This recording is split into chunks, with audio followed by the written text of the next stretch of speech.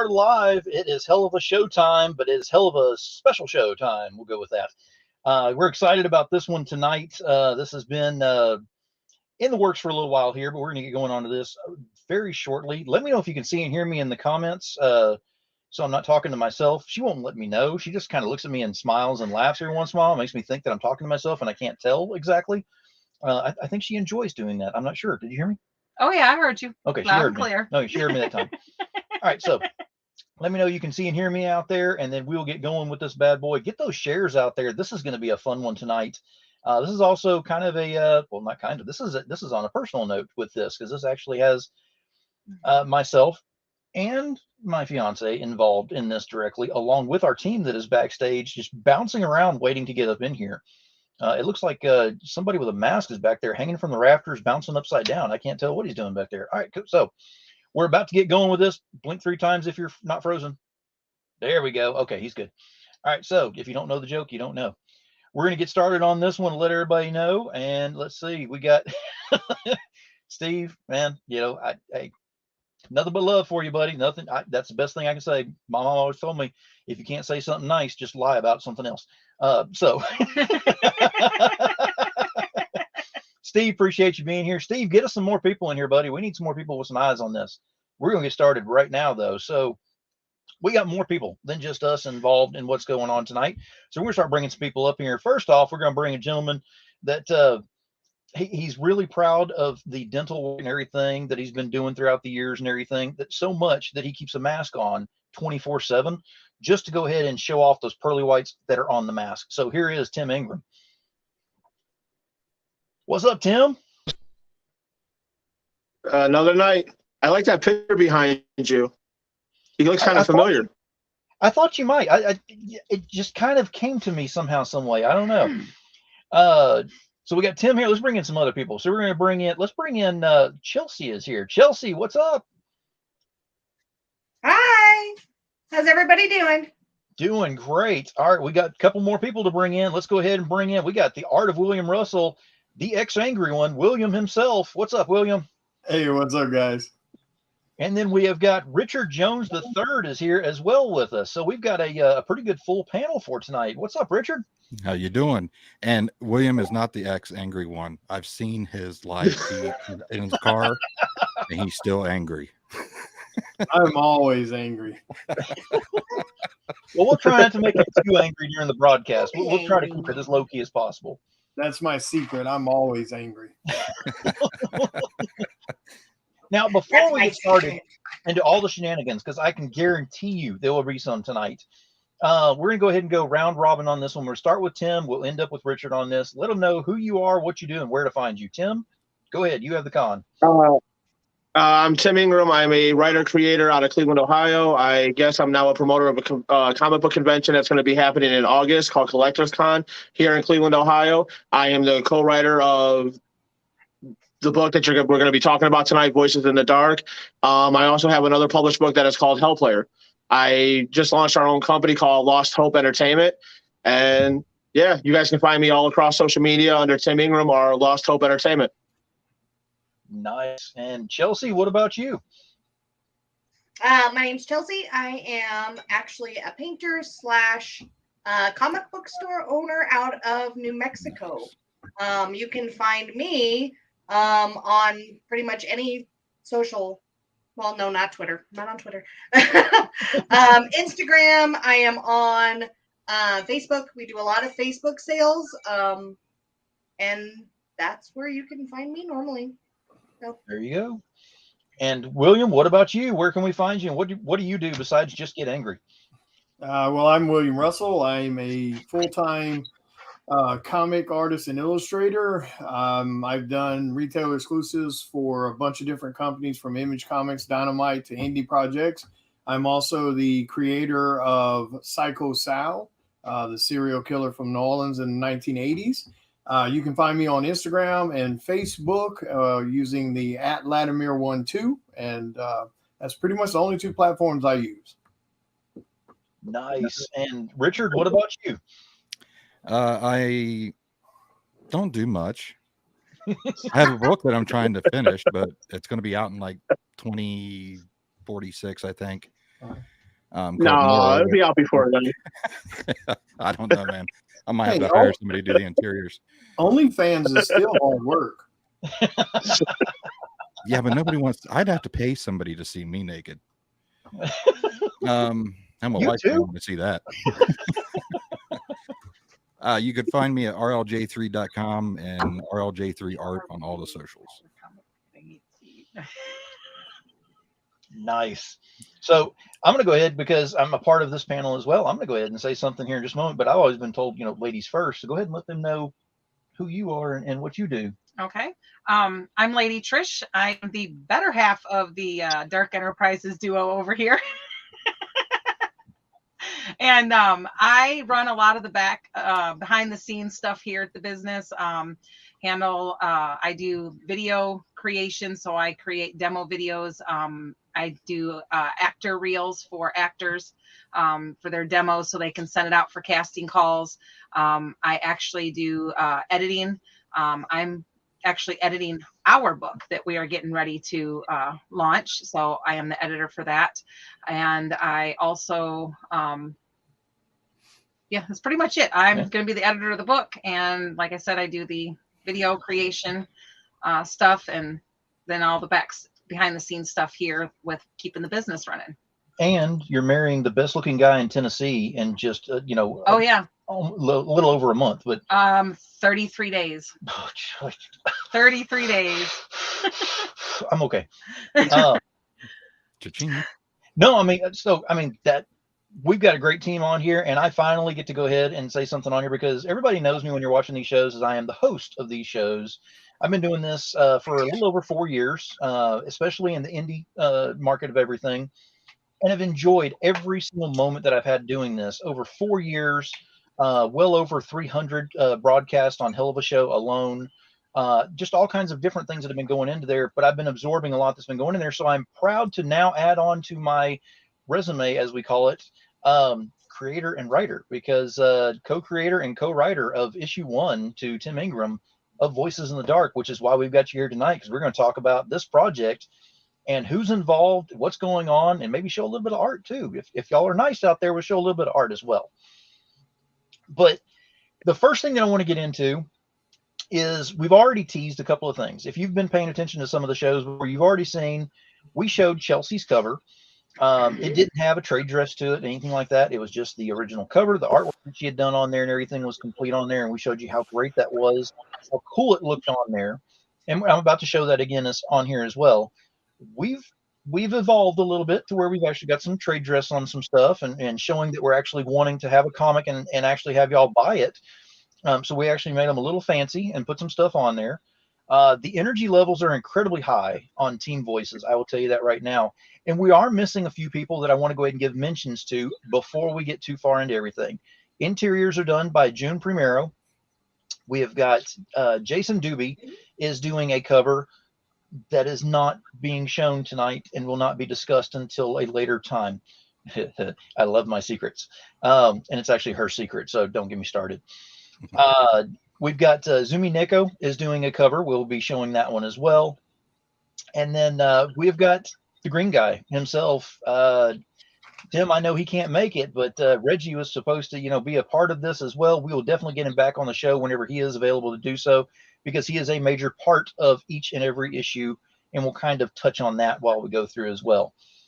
But we've got some amazing people that work on this, and of course our letter SK, who may be jumping on later. He's over in Australia, so he's got to battle off the Crocs a little bit and do what he's got to do to get, to a computer to be on here to show some stuff. But we've got a great team. We're working on some stuff. I am excited about this, and I'm excited to talk about all this and get through this. Now, I know William doesn't have a lot of time. We've already talked about this. He's not feeling too well tonight. He's not angry with us yet by any means. He's cool with us so far. We want to go ahead and show something, because I was incredibly excited about seeing this whenever it came across. And Steve is saying, "What's up, Chelsie?" Now, remember, Chelsie, don't be too nice to Steve, because Steve says things like, calls me Bob Ross and stuff. I don't know where he gets that. Oh my God, we gotta get you a wig. Who says I don't have one? Oh God, you gotta bring that with you for the show. Oh yeah, 70s style. We got a wig. It's an Elsa wig, a Queen Elsa wig, and he's worn it before. Oh, yeah. I love it. Yeah, on the anniversary episode of Hell of Show, I wore that. Yes, I did. Dressed in a maid costume. Yep, exactly. I got dressed to the nines, pretty much. I do what it takes to go ahead and make my fans happy. We'll put it that way. Only fans ain't got nothing on me. All right, so let me go ahead and get this set up to share the screen on here real quick. And while we're doing this, William, go ahead and let us know whenever we reached out to you and we started talking about, doing a cover and everything. When we told you the premise of what this was about, because of course that's a big thing with every artist, they want to know what the story's about before they start, laying some ideas to this. What were your feelings toward what you heard so far on the story? I mean, I thought it was pretty interesting. I like the take on it, and when we were talking about this whole like host thing, kind of like a talk show, I thought that was kind of a cool idea. So I definitely like the concept for the cover, and I immediately started throwing you some ideas about kind of what I wanted to do with the cover, and then even that kind of morphed into something else that I wanted to kind of do, and then when you told me about the main like female character, I definitely wanted to do the cover with her. So but yeah, I definitely enjoyed it. Dave Kemp did the colors for me on it. And I think the cover and the concept for the cover came out pretty cool. I don't really recall. I mean, I'm sure someone's probably done something similar in the past. But I think the cover idea was kind of cool, kind of original in a way. So very nice. So let me go ahead and, but without further ado, this is the debut of the William Russell cover, which is going to be the Kickstarter exclusive cover for Voices in the Dark, episode 1. And this is it right here. So we're going to show this off. And that thing is absolutely gorgeous. I have to scroll down just a little bit to show where it says episode 1 at the bottom. I wanted to show you how to download those to your computer to where you can put the whole image up. Yeah. Again, I'm a new creator and a new writer. I might as well be new at actually, showing the artwork properly. That way people can see what it looks like. But yeah, like when we were talking about the cover, I like the idea. I was like, I want to do something where it looks like someone's like they're the actual cameraman looking through the camera lens, hence the the battery life and the recording wordings, etc. But Dave absolutely killed the colors for me on it, and it's one of those types of covers like it's meant to be kind of like a simple color. I mean, a simple cover. But it still feels like there's some essence to it. So I didn't want to overcomplicate it. I didn't want to to over mix it up with other elements and stuff. So we just kept it with this idea of looking through the video recorder. Exactly. And I will say that whenever I first got this back from you and I was showing this to Tricia and she looked at it, she looks and she goes, he made a mistake and he left like a battery thing on there. Why is that on there? She didn't know the premise was. And I had to explain, we were looking through the camera at this and she was like, oh, that's a great idea. But at first she was like, he made a mistake and left that on there. And it's like, no, that's no mistake. That's intentional.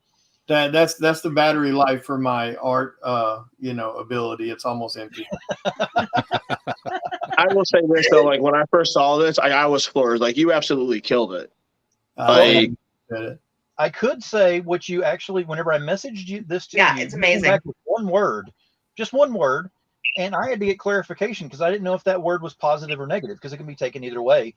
And I finally had to get you to go ahead and say, oh no, I mean that is absolutely awesome. I just didn't have the words, and I was like, well, okay, that was a powerful word to use for the first word that you come out of there. It rhymes with duck, by the way, kind of like a Canadian thing. It was a Canadian word he used. Now, see, I will say this. Richard is actually used to stuff like that from me because he's actually talked to me multiple times.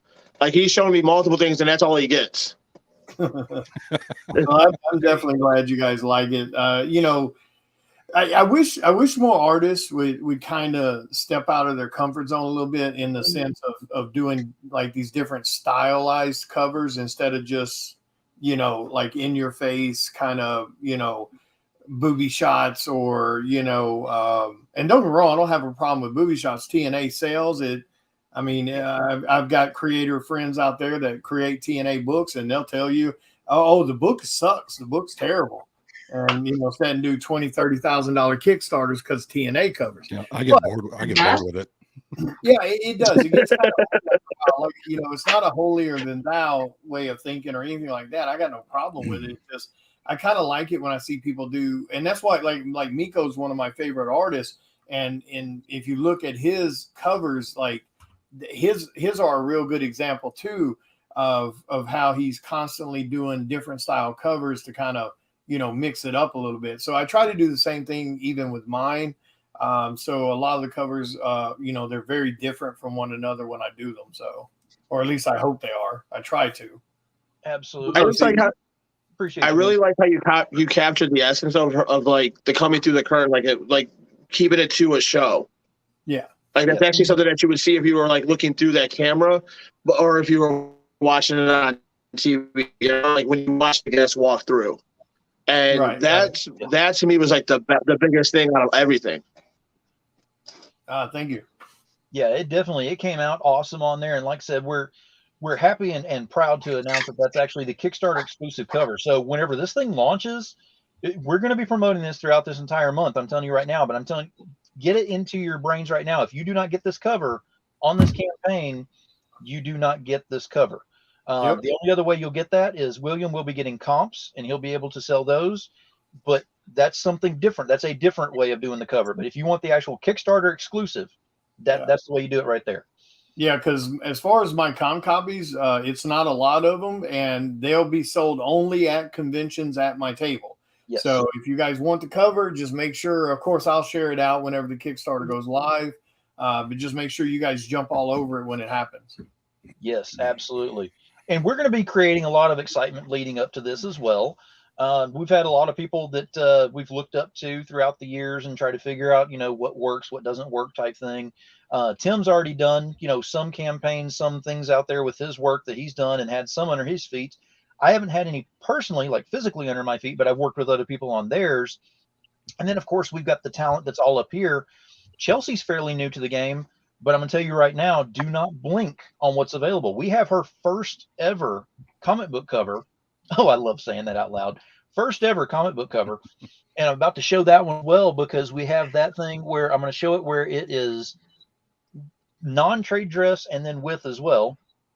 And we're excited about this because when it was brought to my attention to go ahead and look at her work and see what was available, I immediately reached out to her and asked if she would be willing to do a cover.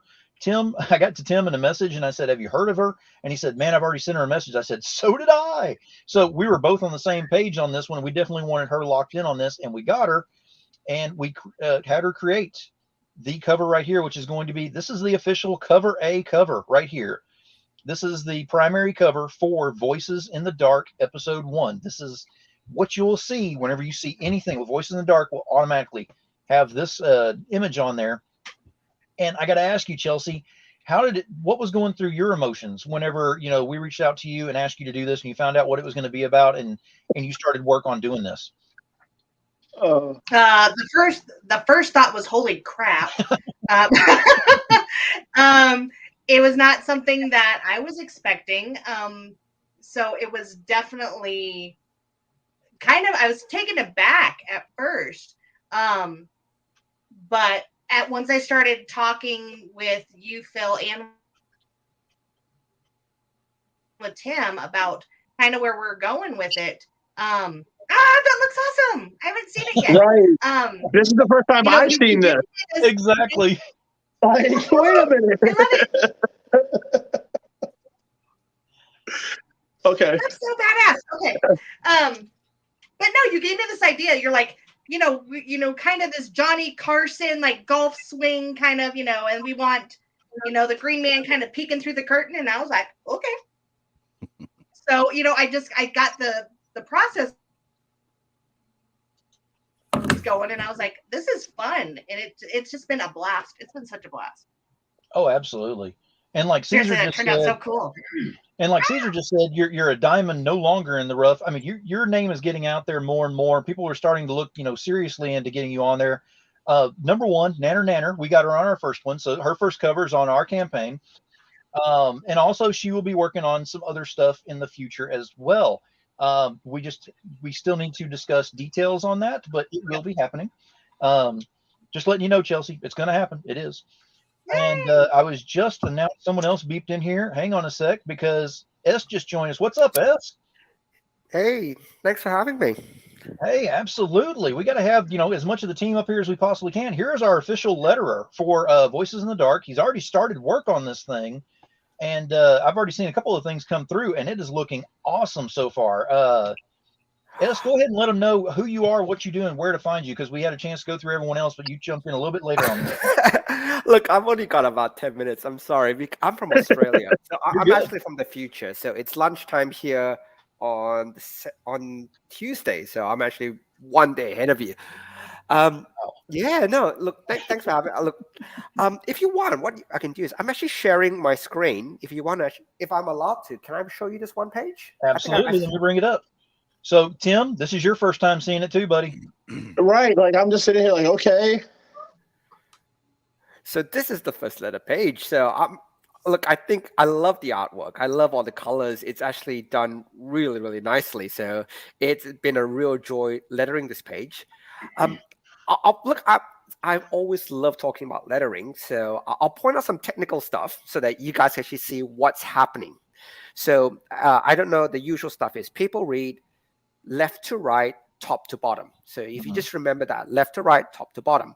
So whenever you do your first panel in, I don't know if you can see in panel 1, it's top left, because that's where your eye gets drawn to first. So it's top left. But then because you read from left to right, you can kind of see it slides down to the bottom right here. In the second panel, it was actually slide down. So your eye actually naturally moves there. In the third panel, logically, that one will actually go slightly higher, but you can't cover faces. So that's where the thinking panel, this is what they call a narration panel. So if you notice with narration, again, this is some comic book things, it doesn't close off with the quotation marks here. Because what it says, if you have the quotation marks, is not somebody's thinking, it's basically somebody talking. Right. And that's where you can kind of see in the final one, in the bottom right, there's the final quotation mark, which means she stopped talking. That's the talk. That's how it works. The other thing to notice, and this is what I really love about, say, panel 3, is the key part of panel 3 is her handing the note over. And what you can kind of see here, and whoever the artist is for this, you did. I think you did really well, because you actually naturally allowed me as a letterer to go. As you can see, the words that are coming through, it kind of keeps arching you into, if you're reading, towards that note. You can kind of see, if you can just imagine how the dialogue bubble forms, it arches towards that note. So it's one of, I don't know if the artist planned it that way, but it's actually, that's really, really good, because that's the focus of it. And the words reinforce the focus to where the note's coming through. And similarly, the end is where you see the guy walking away. It's, again, you can see how it arches through top left, ending bottom right. So I just thought I'd just drop a little bit of lettering knowledge. Like, oh no, it is gorgeous. If it's one of those things, if you don't notice it, I've done a good job. But lettering is one of those things is that you're meant to not notice what's happening. It's meant to just drag you along the page without you going, oh gosh, why did they do that? But if it's done correctly, I'll show you the other one. So there's one more I want to show you guys. And this one was a lot of fun too. So I actually really enjoyed this one. Can I chime something in real quick? Go right ahead. The way you described that actually had me thinking a lot of the rules of photography that I had to learn as a photographer, where you have to, in composing your shot and, making the composition work and line up. A lot of that actually is taught in photography as well. Oh, perfect. And a lot of it does flow through exactly the same way. And that's why I was saying in the previous panel, the one where she's handing the note over, that's actually whoever is the artist here, by the way. He is not on the panel tonight. He is cross country as well. Okay. He's kind of in a time chamber himself as well. Because I'll say absolute kudos because it actually allowed the flow of the bubbles directly to that note. So this one, you probably can notice as well. It's left, right, but there is a reason why here.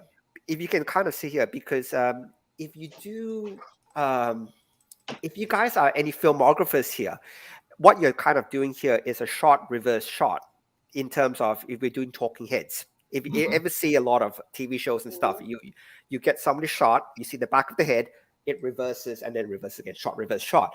So the reason for this is you can see the ones there, it's actually split it out for the sheer reason that it gives that pause. So you could easily put the ones as part of this bubble in the top one, but by splitting it out, it gives that pause and it kind of links it through. And then when the shot reverses, you see the bubbles kind of reverse a little bit as well. Again, it's one of those things that if you don't notice any of these things, I've done a good job. But if it's one of those things that as soon as you stop, it's like you mentioned before, Lady Trish, the photography things. If people look at it and go, "Oh my God, that's good," without understanding the technicality behind it, you know you've done a good job. It's when people look at it and go, "Oh, I look at it, I don't like it, but I don't know why I don't like it." Then you know you've done a bad job. It's one of those things. But look, I can't stay too long. But look, thank you so much for bringing me on board. I looked at all the artwork. I've read through the script.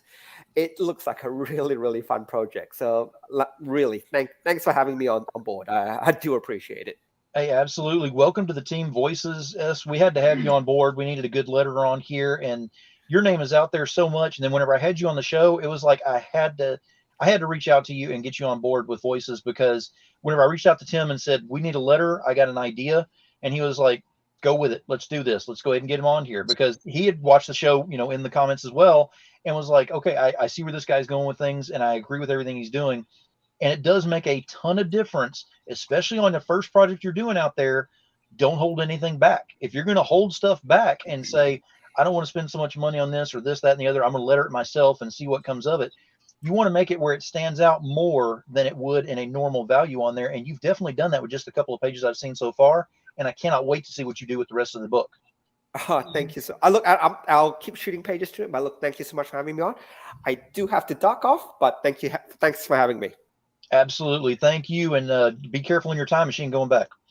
Will do. Bye. All right. So S was on here. It was great to be able to talk to him. The letterer going through some stuff on there. We got to see some of the progression on what's going on with this as well. And again, Tim, you hadn't seen this because I just got this right before we were going live. I mean, he sent this to my phone and I was like, all right, here we go. So a lot of this stuff that you're seeing even tonight is stuff that I haven't had a chance to show you as of yet. William's cover, with the trade dress on there. That's one thing that you hadn't seen on there. With Chelsea's cover with the trade dress on there, you hadn't seen that.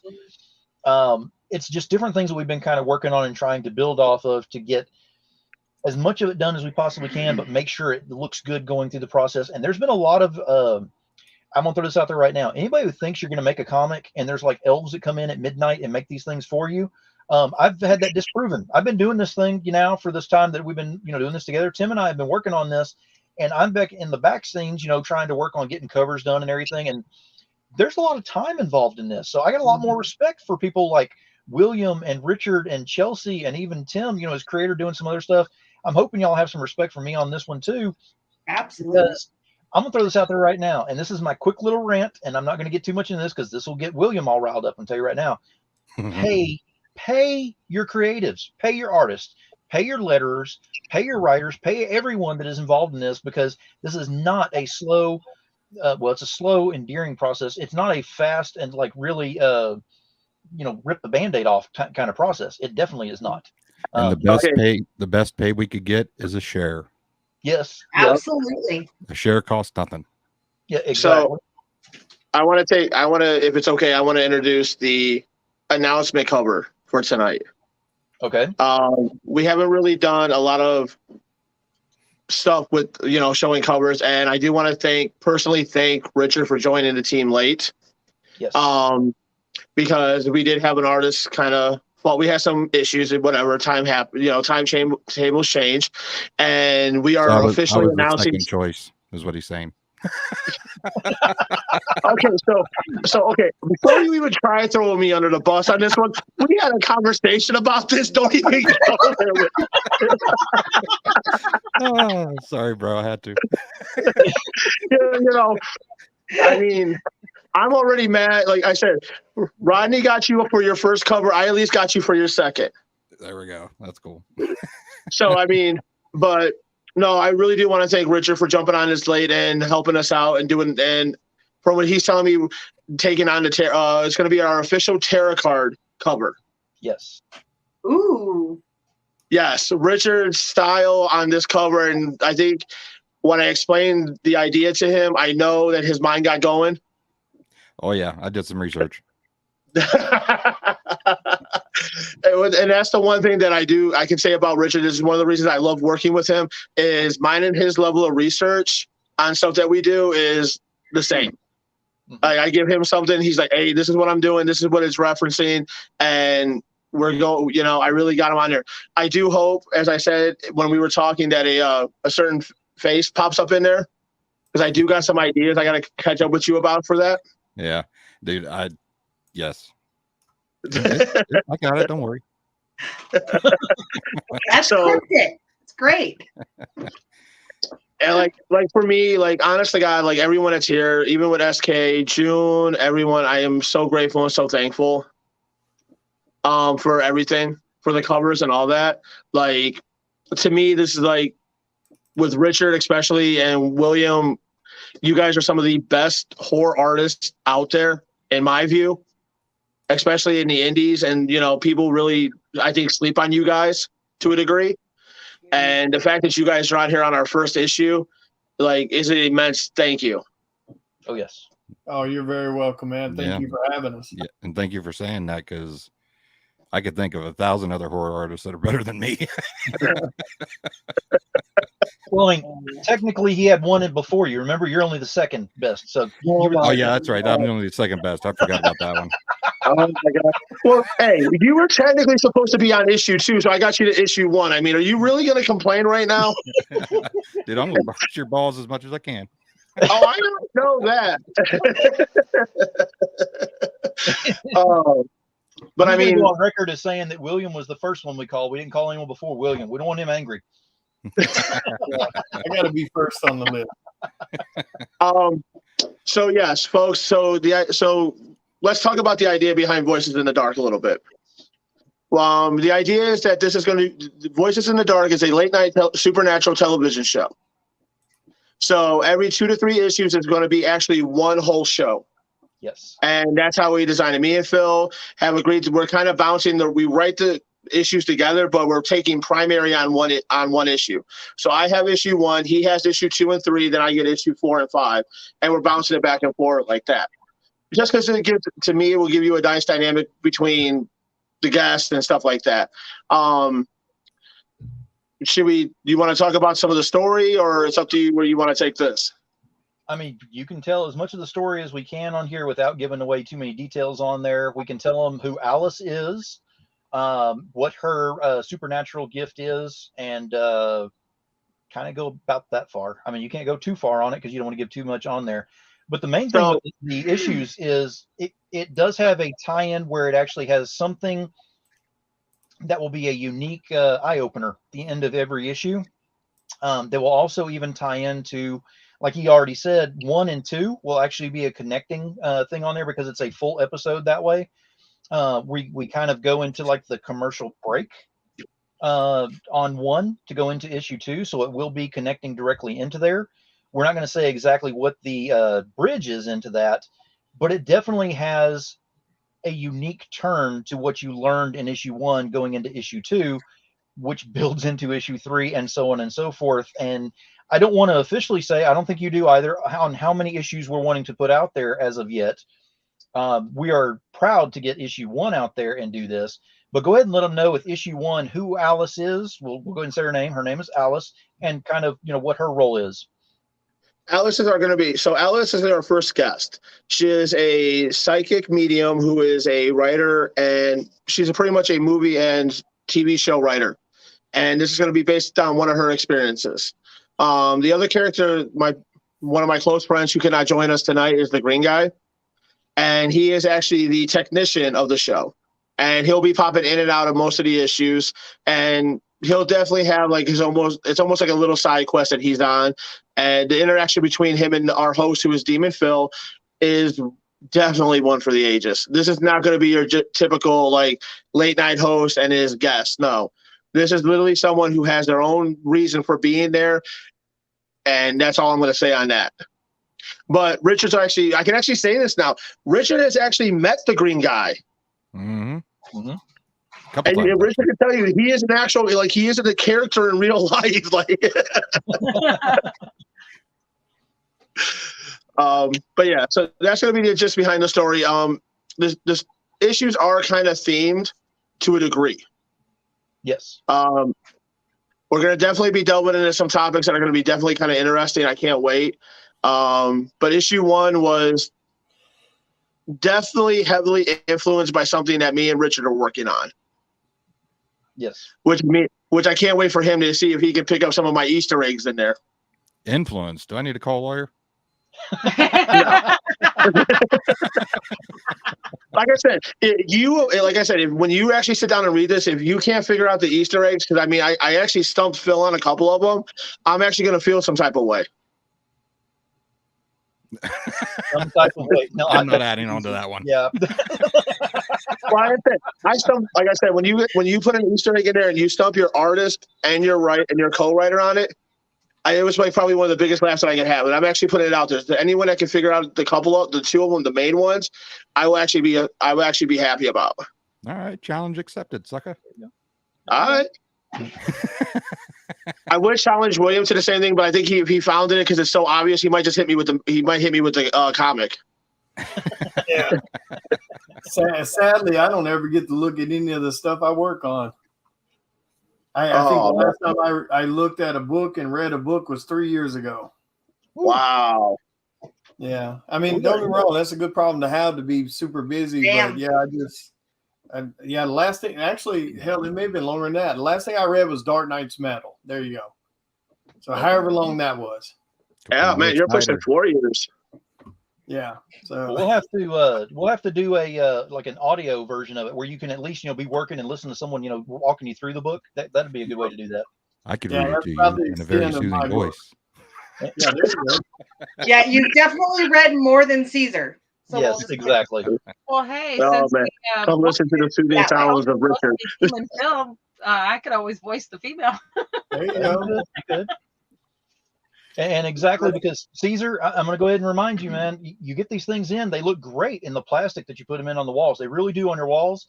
But I'm going to bust that myth one more time and say that if you actually bust these things open, there's more art and even words inside of it that make stories. And that's, I know it's too much to take in at one time, and your brain hurts a little bit from that one, but it's okay. Just trust me on this one. It does. It works that way. Appreciate you being here, Matthew. We got more and more people showing up. Excellent. So, wow. And he said, I don't know what you speak of. Yeah, exactly. No, I know you don't. You know what, Caesar, go ahead and get all the covers because they're pretty and you need all of them in your collection. I'm telling you right now, you do. You need them. We have one more cover that we want to show. Exactly. Secret cover we'll be releasing for our wedding. And I can also put it out. You guys can get this signed by multiple people at Collectors Con in Cleveland, Ohio, August 19th. Oh, yeah. When is which month was collect? When is that one? I've got August 19th. Yeah, August 19th. August. Yes, 19th. Sir. I need a backer so I can get there. I'm driving there. You're driving up from New We'll Orleans? be renting a vehicle and driving up. Mississippi, yeah. Oh, you're in Mississippi? I thought you were in New Orleans. Sorry. Close enough. I'm only like 3 hours or something from New Orleans. So, yeah. I love I the way think I'm y'all. the farthest one, aren't I? I love the way y'all say that. My sister lives in New Orleans. Nolans. And it's not just New Orleans, it's Nolans. Yeah, I used to spend a lot of time in that city. My accent used to be a lot heavier. Like people thought I was from Louisiana, but no, I just went there a whole lot. Yeah, that's right. I'll be at Denver, Fan Expo Denver this year. There you go. So what state are you in, Chelsie? New Mexico. Oh. Oh, yeah, you are the furthest. You're the furthest. Yeah. least I'm not on and like all the way in Hawaii. But Okay, so hold on. We gotta point this out. She's the farthest stateside. Mm-hmm. Yes, 'Cause we got stateside. Yes. Yeah. Because SK's from Australia and then June's from the Philippines. Yep. Exactly. yep. So we're spread out all over the place, which I will say I've interviewed people before and talked about the differences in having to, deal with the time differences on talking about things, and dealing with that from a personal perspective is very interesting to deal with at times. S is in the future and a day ahead of us, so he already has done it and we just didn't know about it. Whereas with June, we may try to contact him and he'd be like, look, I'm just now getting to bed. I'll get to this in the morning. And we're like, dude, it's like 10 o'clock in the morning. What are you doing? See, for me, that's perfect because I'm a night owl. So me and June are on the same schedule. True. Very true.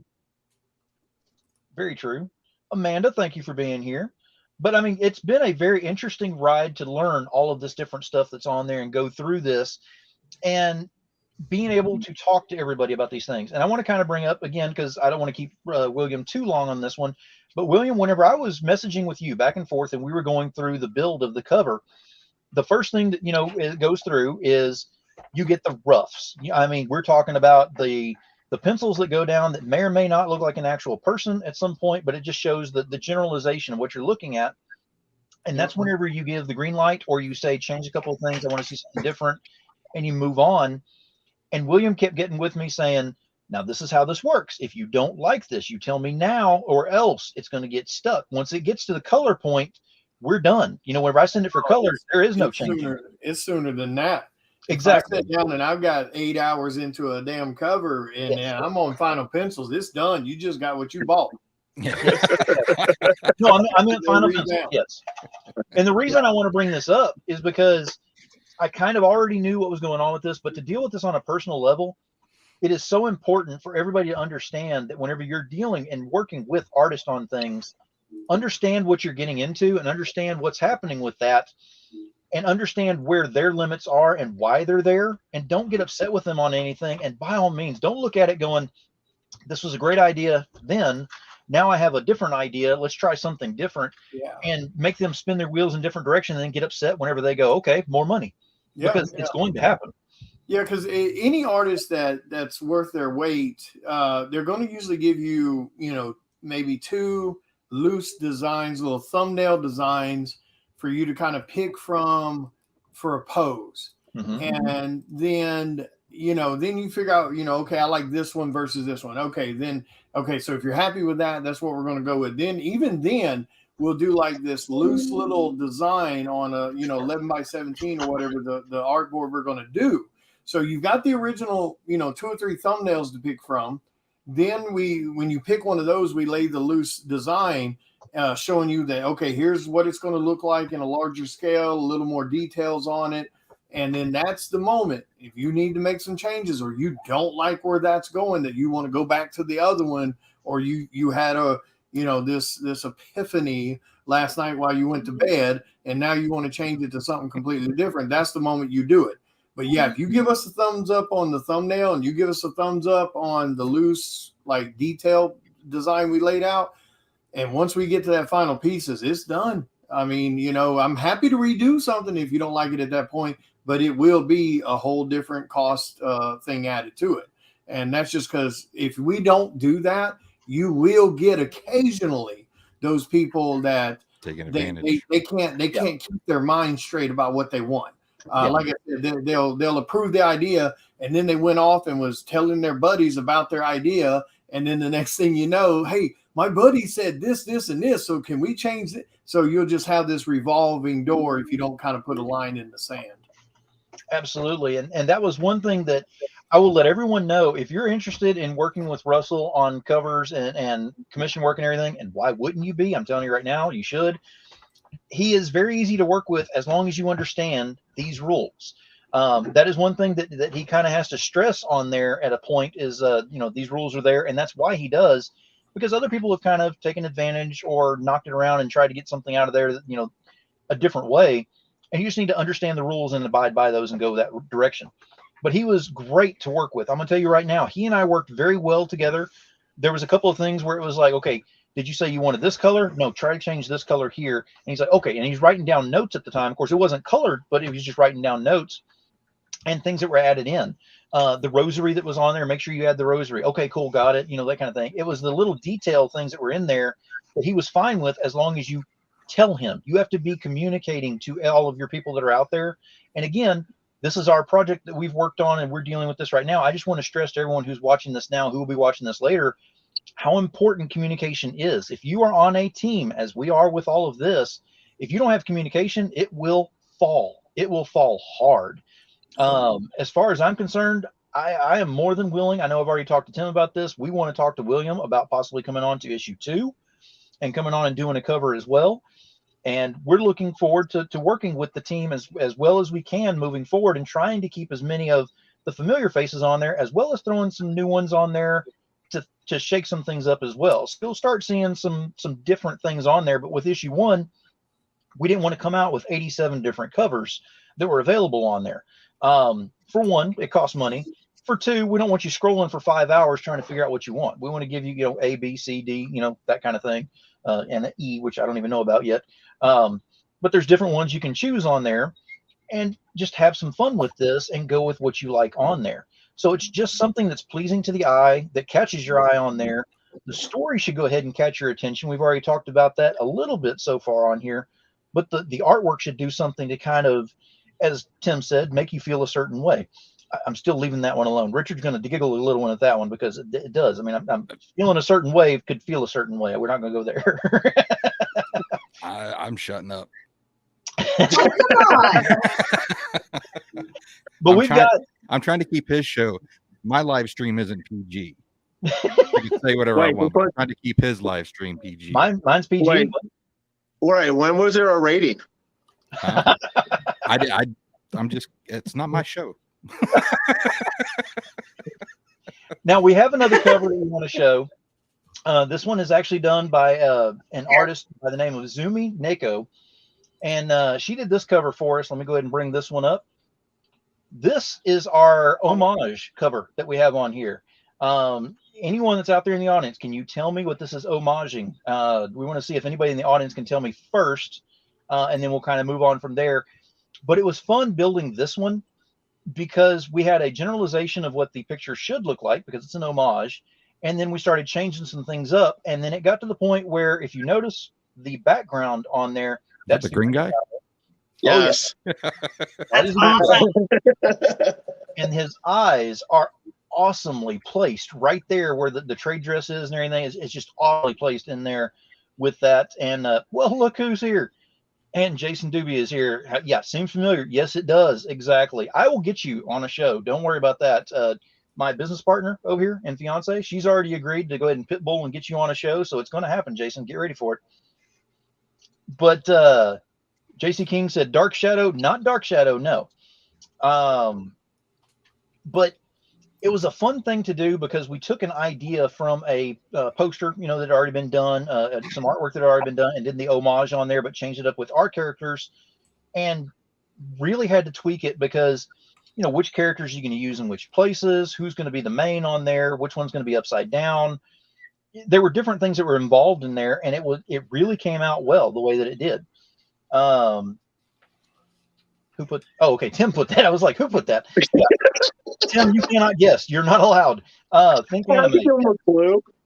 Yes. Okay. Think anime. So anime is the homage that we're going off of this. So you have to go into your anime roots to figure out what homage this is. And Jason, you can't guess either. You already know. But this is one of those things that definitely, it was a fun one to come up with. Again, working with the artist, coming up with the idea on this, going through pencils, going through the setup on it, showing the different things to Tricia as we're going along. And she's finally getting to see things from behind the curtain that I've been seeing, for the past 4 years. This is her first time seeing these kind of things. Just to let you know, I wouldn't be able to guess, because I am completely clueless, because I've never read an anime. Don't you not say those things out loud. Don't say those things out loud. Hey, Trish. Yeah. You watch anime, you read manga. There it is. I've What he just said. I'm just throwing it out there. Well, I've never watched anime either. And I mean, I know names of some because my kids watched them, but I never had an interest. But this is our homage cover that we will have available on the campaign. Excited about this being up there. It's got a very different look to it. No one's guessed as of yet. No one knows anime. Anybody out there that knows anime? Caesar? No, never mind. You don't watch or read, so no. You may have it, encased in glass somewhere, but you may just not know that you have it there. I don't know. I don't know what all you have. But just go ahead, Tim. I've seen his room. He definitely doesn't have any anime in that comic book room of his. Okay. Go ahead, Tim. Go ahead and let them know who it is and what homage we used. Oh, this is an homage to Death Note. Yes. Ah, okay. If you look up the actual the anime series, this is the one of the main images you find for it. Yes. Nice. So it was a fun one to come up with on that one, to come up with something different. So it gives us some different covers that are out there. Even though the host, which by the way is a handsome looking character, I don't know where you came up with that idea on that one, but anyway, the host, can't be on every single cover and be the same thing over and over and over again in the same way, because people get bored with that. I mean, I got to think about this not only as that I've got the role in the comic that I have in here in my place, but also as a backer. What would I want? How would I want this? And that's what I'm looking for in that. And that's why Tim and I have discussed on very lengthy occasions on different things that we want to have available and have things on here and what kind of covers we're looking at. And these are the things we're coming up with, because we want to make sure that everyone is as excited as JC King is right there, apparently, because his head blew up 5 times right there. That's a mess over there. Chelsea, that's a mess for you. Clean up on aisle 5. It's something that we want to make sure everyone enjoys and has something that they can, there's something for everyone on there. Again, Caesar, you got to grab every cover, man. You need them. You need to slab them, put them up there. They're gorgeous. They'll look great in your room. Williams cover up there, I'm telling you, that's gold right there. You don't want to miss out on that. And unfortunately, I don't have anything for Richard's cover to show yet. But I can show my style if you'd like. I've got some stuff. Oh, yes, let's do it. Do it. All right. Now, this is a different cover that I just finished, and it's somebody else's comic book cover, so this is kind of rude, but this is the only thing I have for me. It's okay. Mr. Fike is a friend. So this is my style here. Hang on a second. Let me give you full screen. There we go. Yes.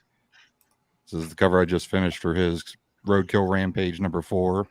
Yes. And these are 2 sketch covers that I'm currently working on, so that's my style. Nice. Oh, yeah, I cannot wait. All right, so we got someone else in the audience over here that I want to go ahead and bring up. This is Justin Beavers, the owner of the owner of Extreme Fight World. Hang on, Tim. Let me go ahead and bring you up here. There's yours. Yep. Oh, yeah. That was we're going to show his style off, I mean. Oh, yeah. Yep. Badass. So, just to put on here, people don't get bored watching Phil catch a suplex in the EFW ring. I'm going to let y'all know right now, we've mentioned about the convention that's coming up August 19th. Okay, hold on.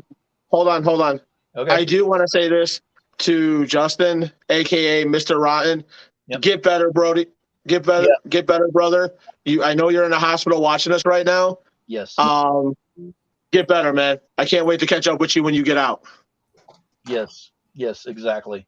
And I will resonate that sentiment exactly as well, because we definitely need you feeling better. But I'm going to be one of the guests at this convention in August, which I am just honored to be. My name is actually right there next to another guest that we got out there as well, which is William Russell. How the hell am I a guest up there next to his name?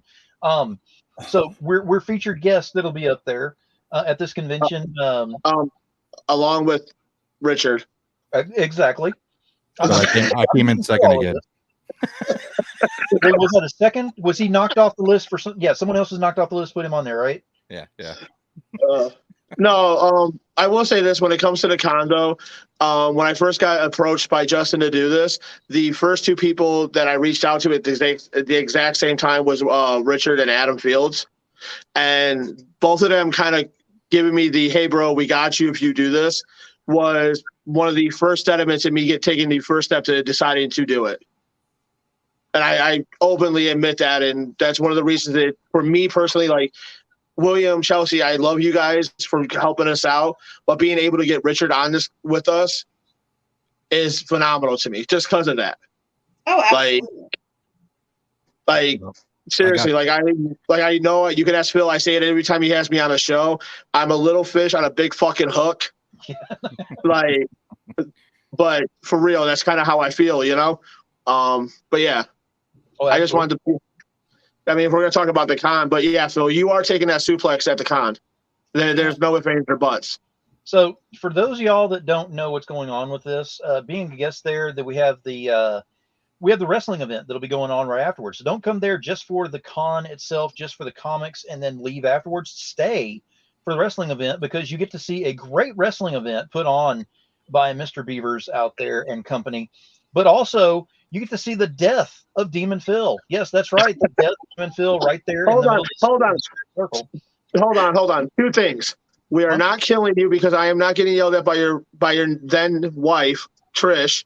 And two, EFW is not going to be responsible for the death of one of their guests. I mean, if Richard or William have some ideas when they're there to throw some weapons in the ring, or if Tom happens to light a table on fire when he's there, I can't control that. I could come up with a lot of ideas. There will be no table on fire, because I have a birthday surprise for him that weekend, because it's going to be his 50th birthday the week after, and the table of fire will ruin my surprise. Well, actually, I could stop at Lion's Den before I head up there.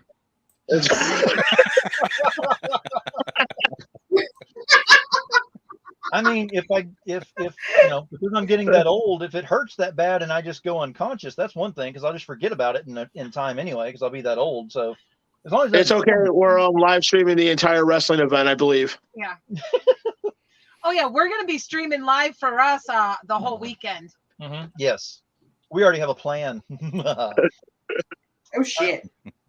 No, I mean, it's going to be a lot of fun with that, minus the death, of course. But yeah, don't be throwing weapons in there. I know Richard's got ideas. William hasn't said anything, but he's had a smile the entire time we said weapons in the ring. He's thinking. I can see the smoke. Oh yeah. I don't know if he's watching right now. He will be watching later. Tom, no weapons. You're not throwing weapons in there either. Tom's idea was fire. That was Tom's idea. Oh, that was Tom's idea. Oh, okay. Streaming live, there is a difference. Oh, yeah. Streaming or streaking. I got you. Yes. Well, they're both. You never know. At turning 50, you don't know what's going to be popping out.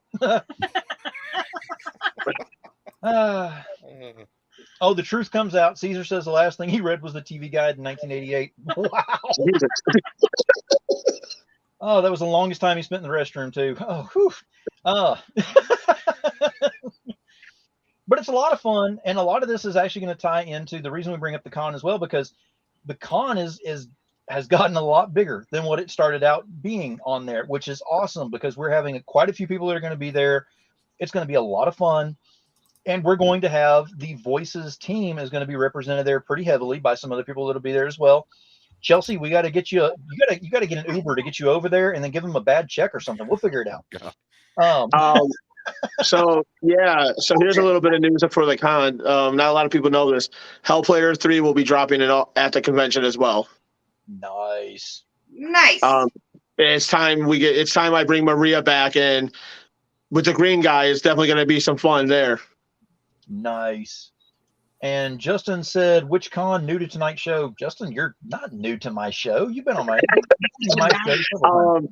The con that we were talking about is Collectors Con. Is being hosted by myself, my company, Lost Hope Entertainment, and Extreme Fight World at the Neo Sports Plant in Cleveland, Ohio, August 19th. Little thing out there, thanks to the Cleveland Horror Club, you are going to also be able to pick up an exclusive print from William Russell, which me and him will be catching up probably in the next couple of days about, as well as we're also going to have 2 all-day D&D games. One of them is called Moose Quest. I'm still waiting for my other dungeon master to give me the name of his quest. Nice. And William, and let me see, Justin said, new to tonight's, I just signed in. I know. I got to mess with the Tony Stark of comics, though. I mean, you're flying on jets and actually not flying on them, but piloting these things and everything. I mean, if he wants to pilot a jet, pilot the jet and come to the show, he's more than welcome. There you go. Just stop by and pick up. Yeah, I was about to say, go pick her up. There you go. While he's at it, swing by and pick us up so we don't have to rent a car. I don't know. I heard that he was having some issue with the landings at one point. So be careful. It's a big enough parking lot. Seen that movie didn't end well. As Mr. Seen that movie didn't end well over here. Almost every horror movie scares him out of doing real life things. No.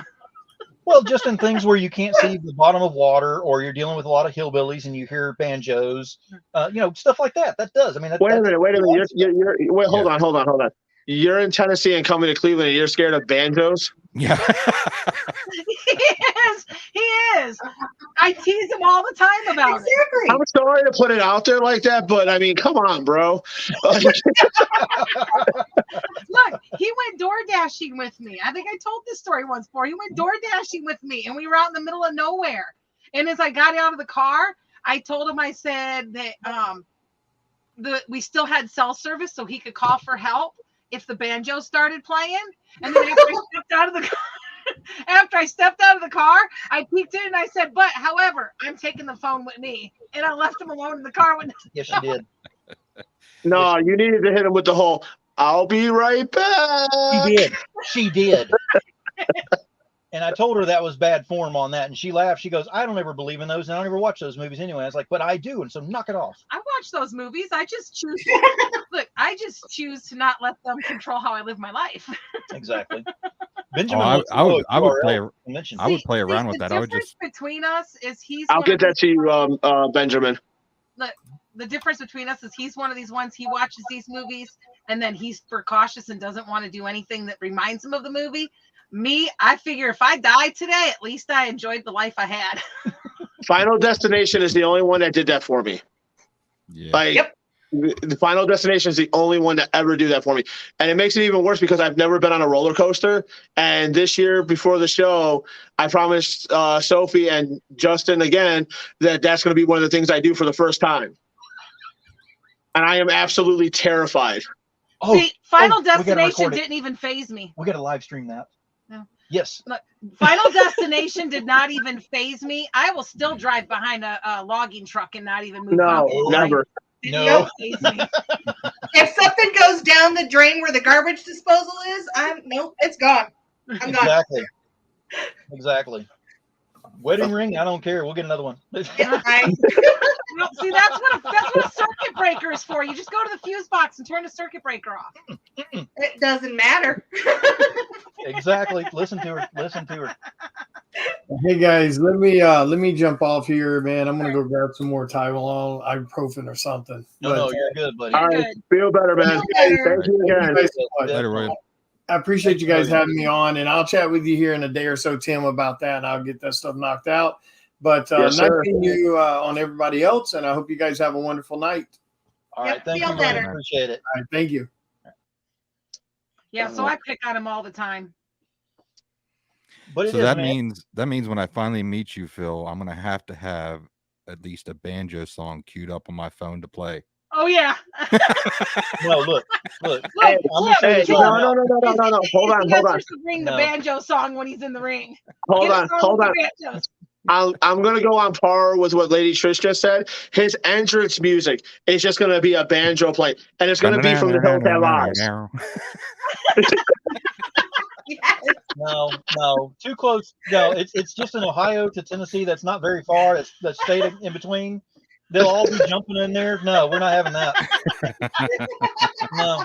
Oh, just wait. Oh, it'll be even better. I'll have the Vanilla Gorilla Big Nick come out to a banjo song playing for the suplex. No. That's awesome. No. I know exactly what you're talking about. No. I'm over here going. Just so you know, just so you guys know, Mr. Ryan is watching this, so this actually might happen now. We need to also pick a song, considering it's his 50th birthday, to play with the banjo, so that it makes it like, I don't know if they got a song that goes along with the 50th birthday. I don't know. Can you play tap on the banjo? Yes. Ooh. I'm gonna try. I'm gonna find me. I think I might be able to actually find someone to show up live and play it too. Oh God, he did hear you. The gorilla can gorilla press Phil instead of a suplex. Golly. Hey, at least you're not going to get suplexed. No, not good idea. No, not good idea. Bad. Look, just as long as that gorilla press can work into what me and you talked about Tim for his birthday surprise. Easily. Okay. But I'm gonna reach out to a friend of ours who actually plays in a band. He's a guitarist, and I'm gonna have him come out and play live with the banjo. Wow. I'll have him dressed up in the straw hat, the overalls, the whole 9 yards. Do it. So, Phil, what do you think of spiders? No. I mean, spiders don't bother me too much. I mean, as long as I don't have one big enough to eat my head or anything type thing. Well, I was just asking because my wife's got some tarantulas. I could bring those too. Phil, Richard, no. We talked about this already. No. I don't want to have to burn the place down. No. I mean, tarantula soup's very good. Yeah, where's your sense of adventure? Okay, I've held alligators and big-ass snakes. I can't do spiders. I don't know why. I can't do spiders either. Yeah. Justin already said no spiders. Okay, so Justin at least sides with me on this one. Yeah. I hate moths. No. Just like Tim said, yes, set it all on fire. Yes. Yes. Collector Con will be one and done because of the fire. Yeah, I already told my wife that if any of the spiders get out of the house, that's going to be the quickest way for us to cash in the insurance. Because I'll burn the place down. Oh, man. I will light a match. No, see, all these people are coming out of the woodwork saying they got spiders and stuff. No.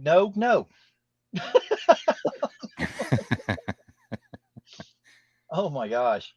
No, it's a lot of fun, and that's kind of what we're showing here too, as well as because with the team, it is all about fun. I mean, if I could show you, well, I can't show you because probably I'd go to trial somewhere in some state for the stuff that Tim and I have talked about. But anyway, nothing will ever be worse than me and Richard at a con. No. And now we're all going to be there at the same time. Oh, that's bad. And this man over here didn't realize the connections that I had. No, I didn't. Which, dude, I still they 100%. They threatened to fire me. That is the only reason I could not make that show. They threatened to fire me. I'd have been like, you know what? Screw you. I'm out. I have a comic book to play. I have a comic book at a con, man. Yeah, I know. Bills to pay. I know how it is. Trust me, I have a day job. Now, I kind of want to take this back a little bit of time on this to whenever Tim and I first got together and got the idea of doing this, because it's important for y'all to understand how this came about, because this is not something where we just happened to come up with the idea together, two parts of a brain coming together to make a whole. It doesn't work that way on this. Oh, cool. Niobe's here. Let my people in. Yeah, let your people in. Absolutely. Get them all in here. Get the BC Club in here. So I'm going to take over right here. If you want to talk how it came to, it's the same idea as me and Richard working on our project. Literally, it was just a random conversation. Like, hey, one day, if you ever want to write something, because you can ask Richard, I'm always down to work with people. I think that's, as a writer, that's one of the best ways to expand your horizon is to try to take on new projects. But literally, it was just a random conversation. And we started talking about it, and we were kind of ran with it.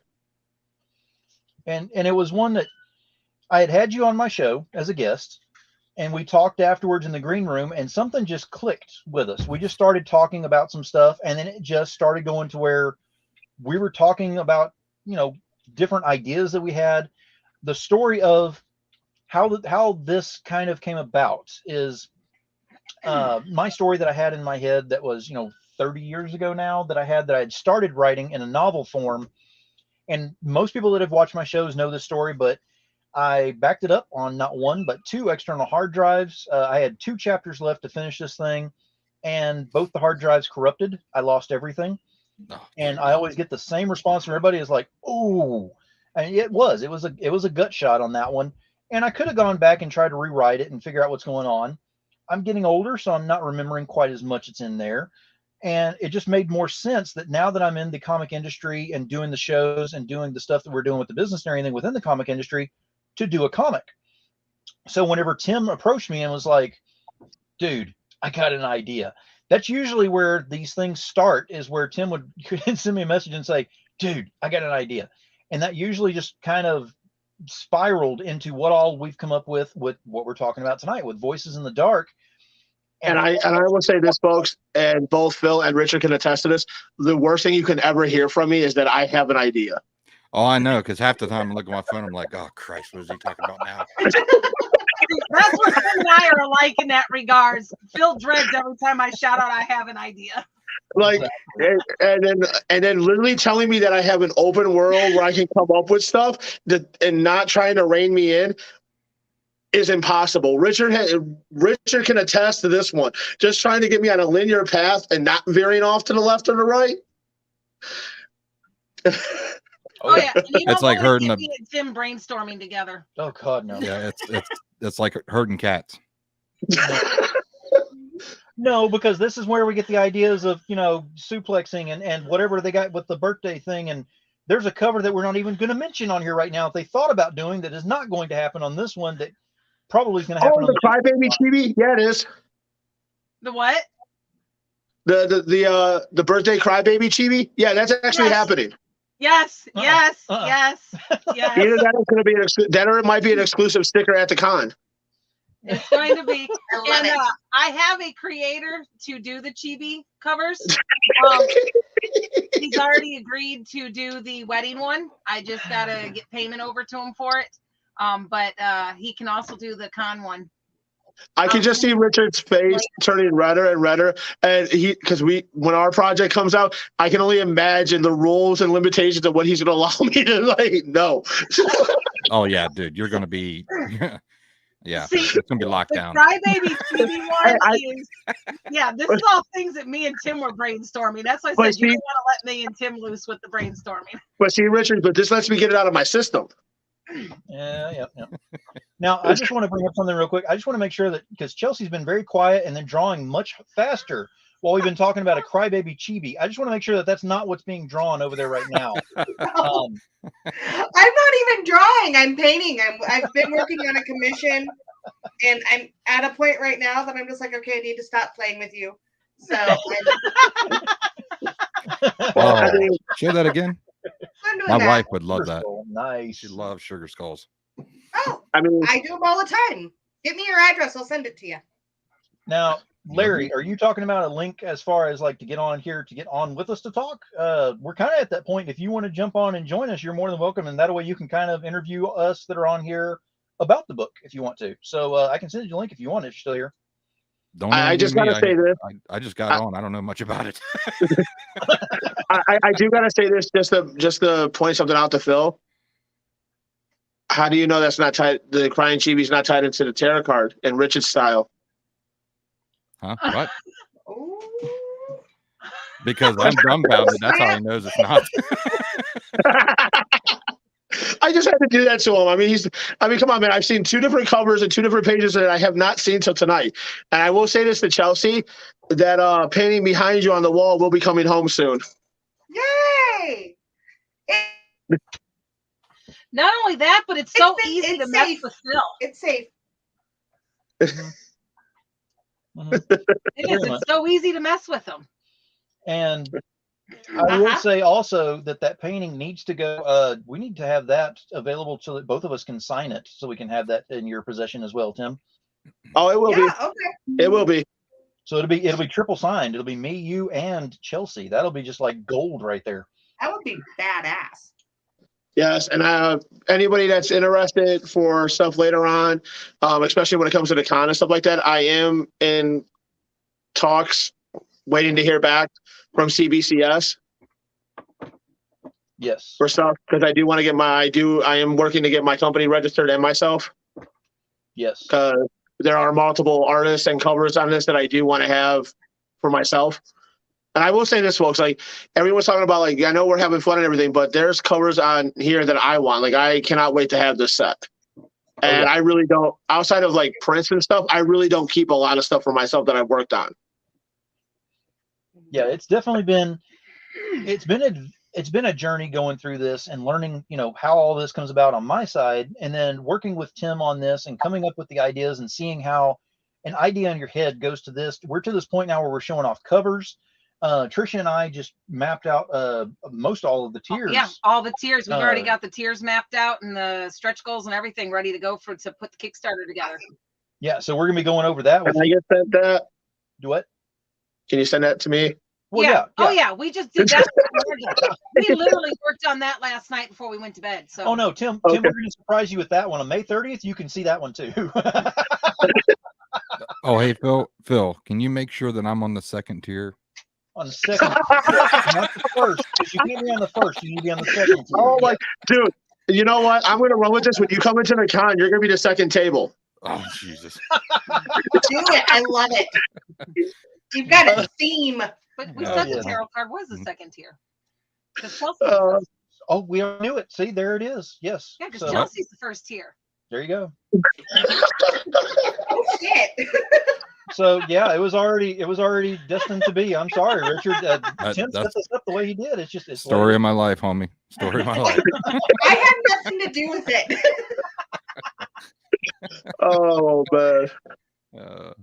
Let me see. I think Larry wants to jump on. Let me send him the link real quick and see if he wants to, because I know he would be more than happy to discuss some things and kind of play the role of the host on his end to us, which would be nice. I know we're going to be on his show as well. We are planning on doing some shows. We're going to do a few shows throughout May, not many, but we're going to be doing a lot of shows in June. We need people to go ahead and get us locked in for shows in June. I'm going to say this right now. If you have a show opening and it's available during the times of June the 2nd through the, I'm available whenever. For what? What are you looking for? Because to not get me on, because I don't want you to kill me. Okay, no. June 1st through June 30th. We are pretty much to be on their show. Okay, to be on their shows. Yes. Well, to be on their shows, we've already discussed you can do that, but let's just play that by ear, because I'm making him take the entire month of June off from doing any hell of a shows, anything with ours, because we are going to be focusing on the campaign. Hold on. We have an agreement already. What? There's going to be a special EFW show in June. You already agreed to this. Yes. No. Can you let me finish, though, Tim? I said he's taking the entire month off except for shows he's already promised, which I think is 3 of them, and anything relating to the campaign, because if it's not campaign related or the 3 shows he's already promised, he's mine for the month of June, and I'm not sharing him. See, Trish, told you, herding cats.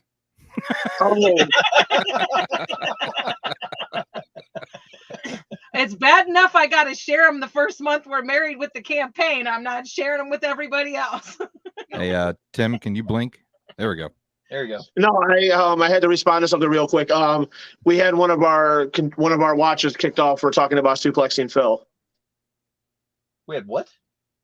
Justin, the Facebook police restricted his thing. He's going to be hopping on YouTube in a second. Because we were talking about suplexing Phil? Yeah, Justin just texted me. He got put in Facebook jail for 24 hours for lives. Okay, so we're on Facebook as well. I'm going to let y'all know right now. Okay, Facebook bots that are out there, Skynet, whatever you call yourselves, I am in no danger here. I'm blinking as much as I possibly can, showing you I am okay. I am in no danger. I am not being suplexed. I am not being killed. I am not being threatened. Y'all can knock it off.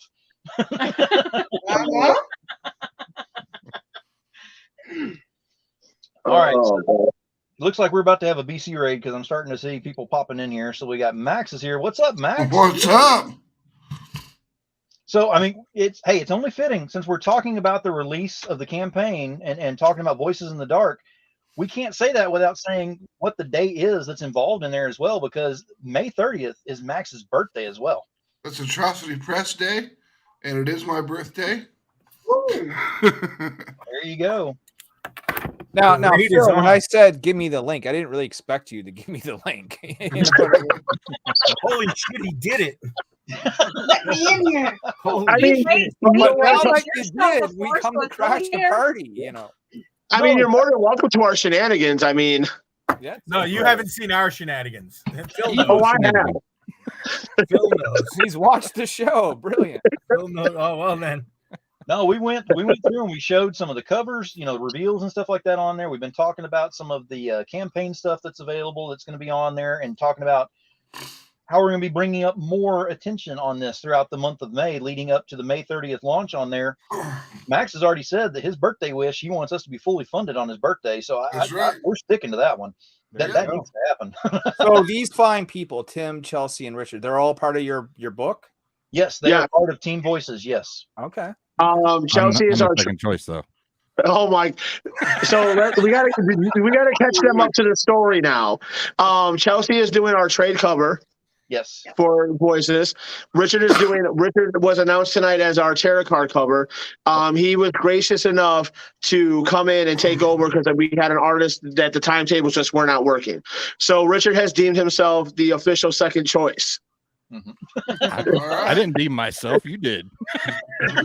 Third, you know. I came to my friend asking for some help. Look, we even relegated him to second tier as well. Why? I know that was all Phil. I just said when he comes to my convention, he's going to be at the second table so I can keep the theme going. Yeah, but why in the hell, when you just said that, you sounded exactly like Chris Farley.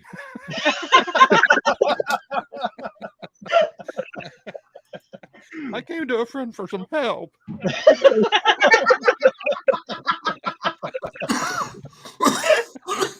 Go ahead. Come on, Tim. Tim, give us a whole Nike. Come on, let's do this. Oh, we killed Whoa, Max. are you okay? Oh, she's new to Max. She is. No, he's yes. fine. I'm a mom. This is what happens. Are you okay? No, he's fine. If he's coughing, he's fine. As long as I'm coughing, I'm still alive. Okay. Good. Now I'm going to go ahead It's and that say mom something. gene kicks in. That mom gene kicks in. Yeah, we also have covers by Zumi, and we will be having one by Jason Doobie as well. Yes. And we also have our official Kickstarter cover exclusive done Yep. by William Russell. Yes. So Jason Doobie's got the coolest last name in comics, right? Doobie. That's why I keep telling him, right? Oh yes. Now I got to tell y'all right now that are watching this, will be watching this later on. BC Club being on here is important to me as well, because they are an inspiration to getting me to this point where I actually with Tim and write. So the co-writing that's on this thing, and for me to go ahead and pull the trigger and say yes, I'm going to do this, was a lot because they have pushed me into this and saying that this is something that needs to be done. Baby Yoda. So the only reason why he's saying that is if like it bombs or something, we're the guys to blame. Yeah, you can blame us. Yeah. I mean, it's not going to bomb, but you know. Man, I will be 100 with you guys. I've talked to Naomi and Larry before. When we first started this, it's like, okay, we're gonna do this. It's gonna be my first Kickstarter. Okay, and then he's like, hey, this person's interested in it. This person's interested in it. This person's interested in it. And I'm like, I wrote issue 1. And he's like, and that's all I got out of him was a laugh. I'm like, yep. Awesome. We have bounced so many ideas off of things going into different books that are going to be available on this, and it is just, some of the ideas start kind of small and you know, just very innocent ish, and then just spiral out of control big time by the time we're done. It's been a lot of fun doing that. Well, like, do we have any images that we can see, or any covers done of any, you know, is there anything that we can look at to sink our Well, I teeth mean, if you into? look over Chelsea's shoulder, there's the first trade cover. Okay, we need Phil the full slide. Make it been biginator. Give us a I second. mean, you guys are. I mean, you guys are late. We showed them all. Man, I'm sorry. Now. Yeah, so now we're going to ask you all the same questions you probably answered for the last hour and a half. All right, Oh, give we us lost- a second, guys. I'm going to get this real quick so She's he gonna, can she's share gonna it the work right some way. magic on here to do something on here to make it where it embiggens it or something. I don't know. We have. She's the technical advisor on this end of it. Okay, well let me throw the ball over to Richard Jones III. Uh-huh. I've never met you before. Can you give us a little bit of background on yourself and you know your involvement in comics and you know maybe some of the things you've been a part of, that sort of stuff? Well, I'm an Aries. I like long walks on the beach. Fair enough. Who is your daddy and what does he do? Who's your His name dog? is, Mr. Jones. Actually, I mean, I'm in. Jesus, My bad. That is a cough, dude. You almost got it out though. I'm not asking. I got told he was Whoa. okay. Oh, that There came you out. go. There you There go. you go. That was a good one. Your face. All right, let's try this again. Take two. Boom.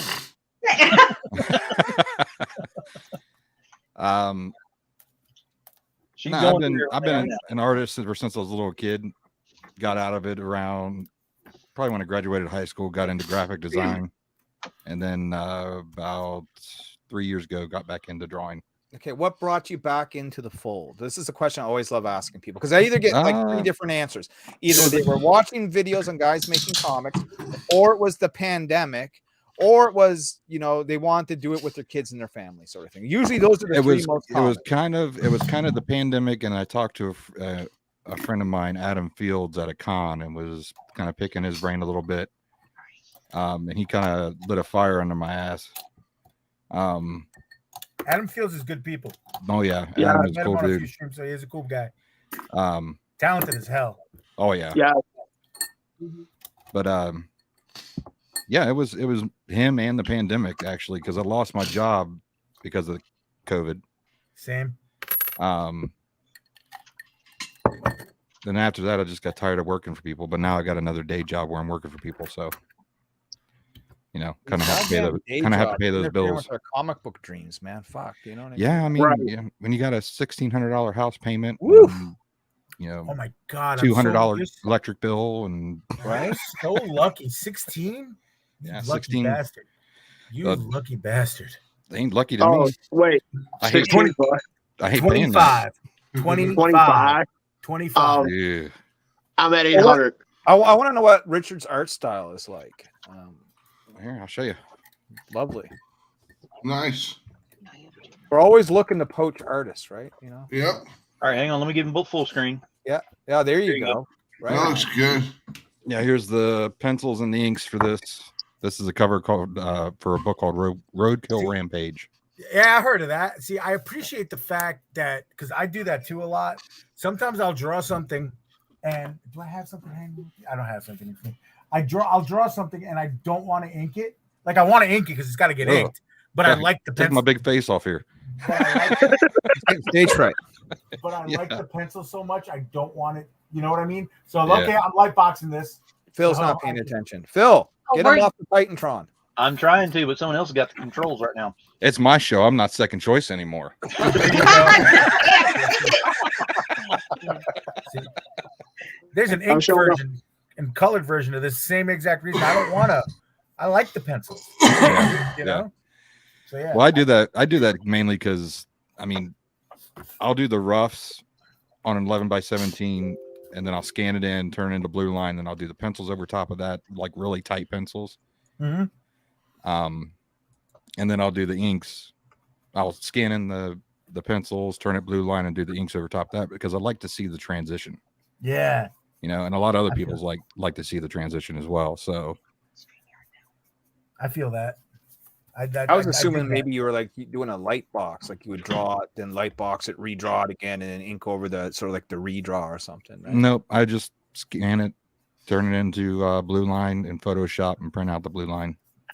Now that's pretty. I think that's a pretty common way of doing it. Yeah. For me, I found light boxing it. Makes me happier, but two, I still will digitally ink it because it's just easier than FedExing art to people because you know I'm working with guys all over the countries and other countries, so it's just better. So now you have two copies, which works out really well. I have found, and hopefully maybe this will help you when the campaign starts. Now I can like, hey, now we can do the original art tier. Yep. For an extra couple $100. Oh, absolutely. Yep. Yeah, I mean, I've tried. Richard, you'd be I've the tried first one light for that. boxing. I've tried light boxing before. I've tried. There's some people that actually do the pencils on one side. They'll flip it over and do the inks on the other side. And I've tried both those ways, and it just don't work that well for me. Fair enough. Because I like to change it every time. Oh yeah. You know. Oh yeah. I feel that.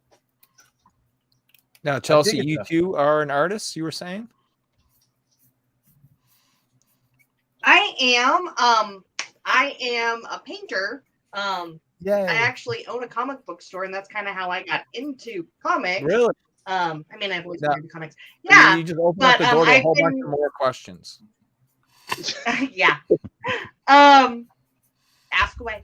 But no, I was painting just, I usually would just paint for friends and family, and some people saw my stuff and then they're like, hey, come on, and they introduced me to Phil, and now I'm doing this. That was the worst person you could be introduced to besides maybe Larry. Career over. Career ending stuff. Over. I mean, the question you should be asking her is, how well does she paint pigtails? That's what we need to know. Well, we'll get there, Phil. We'll get there. First, we need to know if her comic book shop carries Antarctic Press and if they had Niobe on their shelf. There you go. It's not your show anymore. Carries Phil. what? Didn't I'm sorry. you realize that? Well, Antarctic No, Press. so- They're in Diamond Magazine, and they're the ones that publish my book. So I'm just curious if your shop actually carried it. And mine now. Our store is very, very tiny. We're gonna fix that. A lot of the stuff that we do is back issues. Mm-hmm. We're trying to get more into the newer stuff, but a lot of stuff that we do is working with back issues. All right. And having people try to fill their runs or looking for key books and Sure. May 231554. we started. It's me and my cousin. We started in pretty much. We started in COVID because it was one of those. I lost my job. He lost his job. We moved back, and we started just doing. So this is it like crazy a thing. brick We were and mortar actually- store? Like, is it an actual physical shop, or is it like an online store? We did have a brick and mortar, and because of stuff that went down this past year, we ended up. It's everything. We do most of our sales online anyway. Yeah. So it was just an easy transition for us just to go straight back to selling back on. She keeps cutting in and Online. out, though. Honestly. It's probably me. Max's mic is good. You can just mute him when he's on a coughing spree, dude. You know what I mean? Like, I live in the. Because I try to mute myself, but like I'm coughing and my mouse cursor's bouncing all around and I can't hit the mute button. Oy. Well, that first cover that we showed on there, that's cover A. That is Chelsea's cover. I didn't see it. Oh my gosh! Hang on a second. They weren't paying attention. Hold on a sec. We got someone else jumped in here. Raj, my man. Raj, Hey. what's up? Long time no see, man. Well, hey, y'all, I'm gonna have to jump off here. It's almost my bedtime. I got to do that day job thing tomorrow. Yeah. You're good. Yeah, All right, Mitch, I'll be in touch with you, man. Thank you Have again. fun. All right, Yeah, thank you all for Raj. having me. Wait, Peace what out, happened to brother. Raj? Where'd Raj go? He's in the Okay, chat. let me bring up. Oh, he's in Let me the bring up chat. the first cover. Hang on. I'm just stupid, man. I'm sorry. Where you thought he was on the panel? Yeah, I did. So, is there any questions? So, I guess we're going to turn the show over to you guys to interview me and to interview everybody. Give us just a second, Tim. We're going to share the covers again. I got to interview people? Well, I mean, you guys jumped in. I mean, Now your show. There's cover A there, Larry. Oh, okay. There we go. There we go. And that is Yeah. Chelsea's cover. And this is her first ever comic book cover. We got the first time of using her on here. So, yeah, we got So that. what made you decide that you want to jump into this crazy world of comics,